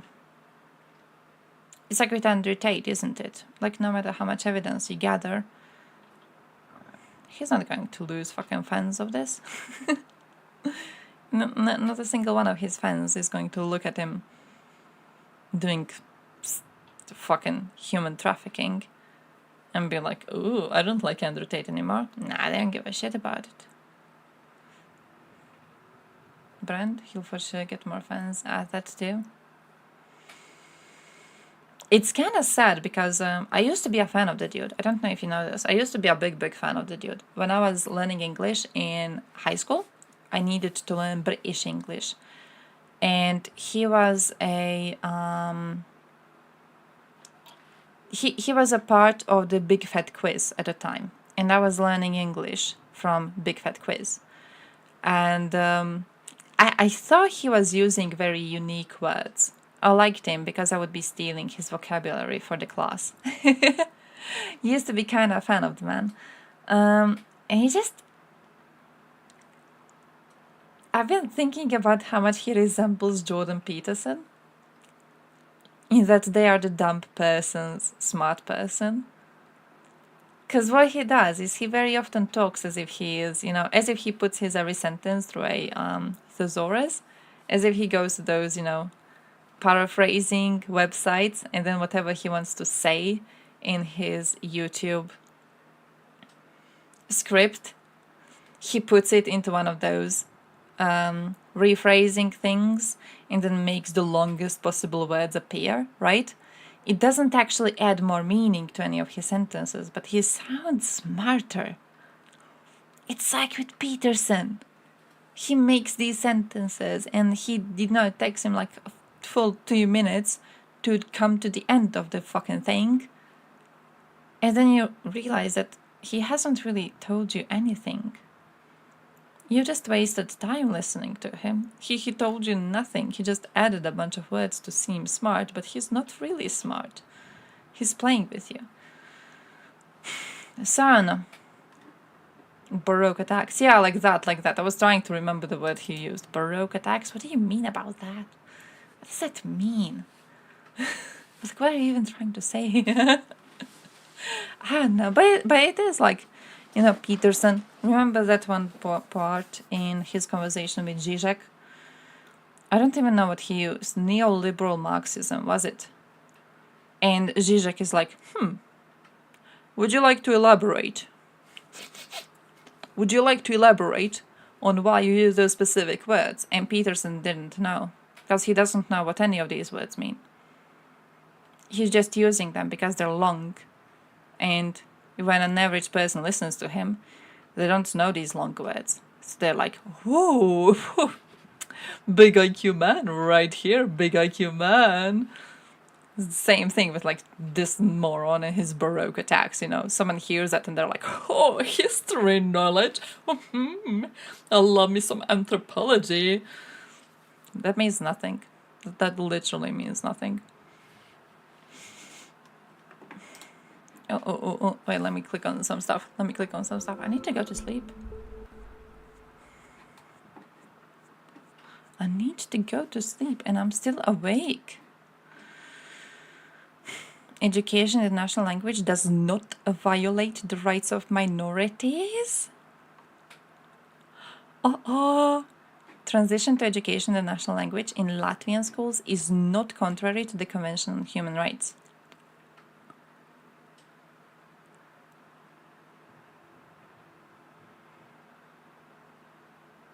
Oh, okay, wait, this is good. Citizens and non-citizen permanent residents complained to the ITTHR about the 2018 reforms, which increased the share of instruction in the Latvian language in schools and reduced the share of the Russian language. Fucking based. According to the applicants, this restricts the right to education and discriminates against Russian-speaking students compared to Latvian-speaking students. Bitch, you're in Latvia, speak Latvian. What do you mean discrimination? It is discriminatory that I live in this country and have to speak the language of this country. Shut the fuck up. Shut the fuck up. Thank you, European Court, for finally making a proper decision. Oh, I saw this one. He's from Smer, isn't he? Smer. Here it is. Smer. By the way, left-wingers. Left-wingers, apparently. Cute. Adorable. We will no longer send weapons. Slovakia's election campaign leader plans to cancel military and political support for Ukraine. You know what I think about this, though? Know what I think about this? Look at this little piece of shit. He's acting brave now because he wants to get votes. Okay? Once he actually gets into power, and once he observes that the choice is A, support Ukraine, stay on the side of Europe, keep getting funds and getting help, and the choice B is be on the side of Hungary, Serbia, Russia, Belarus. Like, which one of these is shittier than the other? Who the fuck knows? Choose which side to support. You want to go with Germany or you want to go with fucking Belarus? I think it's quite obvious where you want to go. So, for the future of your country, it would be interesting to see if he dares to keep on pushing for this. Russian fans cover as pacifists. Yeah, actually, Zelensky gave a great speech on this. When he was asked whether Ukrainians, how much territory would Ukrainians be willing to give up to see the end of this war? And he said none. He said nothing. And he said they would not give up a single life on this land that Russians are currently occupying. And then he brought up this interesting comparison of how pacifists are actually falling for Russian imperialism. They are falling for the same imperialism that Russia is pushing for. Because what they do, they come into this conversation and they tell you, hey, Ukraine should give up. Ukraine should stop fighting. Ukraine should just allow Russia to butcher people and occupy territories. Ukraine should be okay with this. It completely goes against all the polls done in Ukraine, questioning actual Ukrainians who say that they are willing to fight to liberate every single inch of their territory. Pushing for this pretend peace deal, pushing them into another Minsk, which failed previously already because Russia is full of shit, but pushing them into this directly goes against democracy, directly goes against what Ukrainians want. By pushing them into a direction that they do not want, you are inherently taking away the choice from Ukrainians, doing the same exact thing that Russians are doing, denying the existence of Ukrainian nation, denying the existence of Ukrainian peoples, denying the sovereignty of Ukraine itself. Like denying all of it and siding with Russia because Russia says there is no Ukraine to make these choices in the first place. Russia says Ukraine does not have sovereignty, and Ukraine does not have free will, and Ukraine does not have agency. Ukraine is just a puppet state. And it can be a puppet of the West or it can be a puppet of Russia, but it can only and solely be a puppet state, never anything else. By pushing Ukrainians into a decision that they do not want to do, you are inherently pretending that they too are a puppet state and that their choices do not matter at all. Somehow always forget about people in occupied territories. I've actually seen, there was a Twitter comment on this by NAFA in which several of them commented that like it may be a good response to these pacifists, peacemakers, to ask them what they think about people on occupied territories. Because like we know that in every place we liberate there's mass graves, that there's torture rooms. We know they are forcibly conscripting these people into military.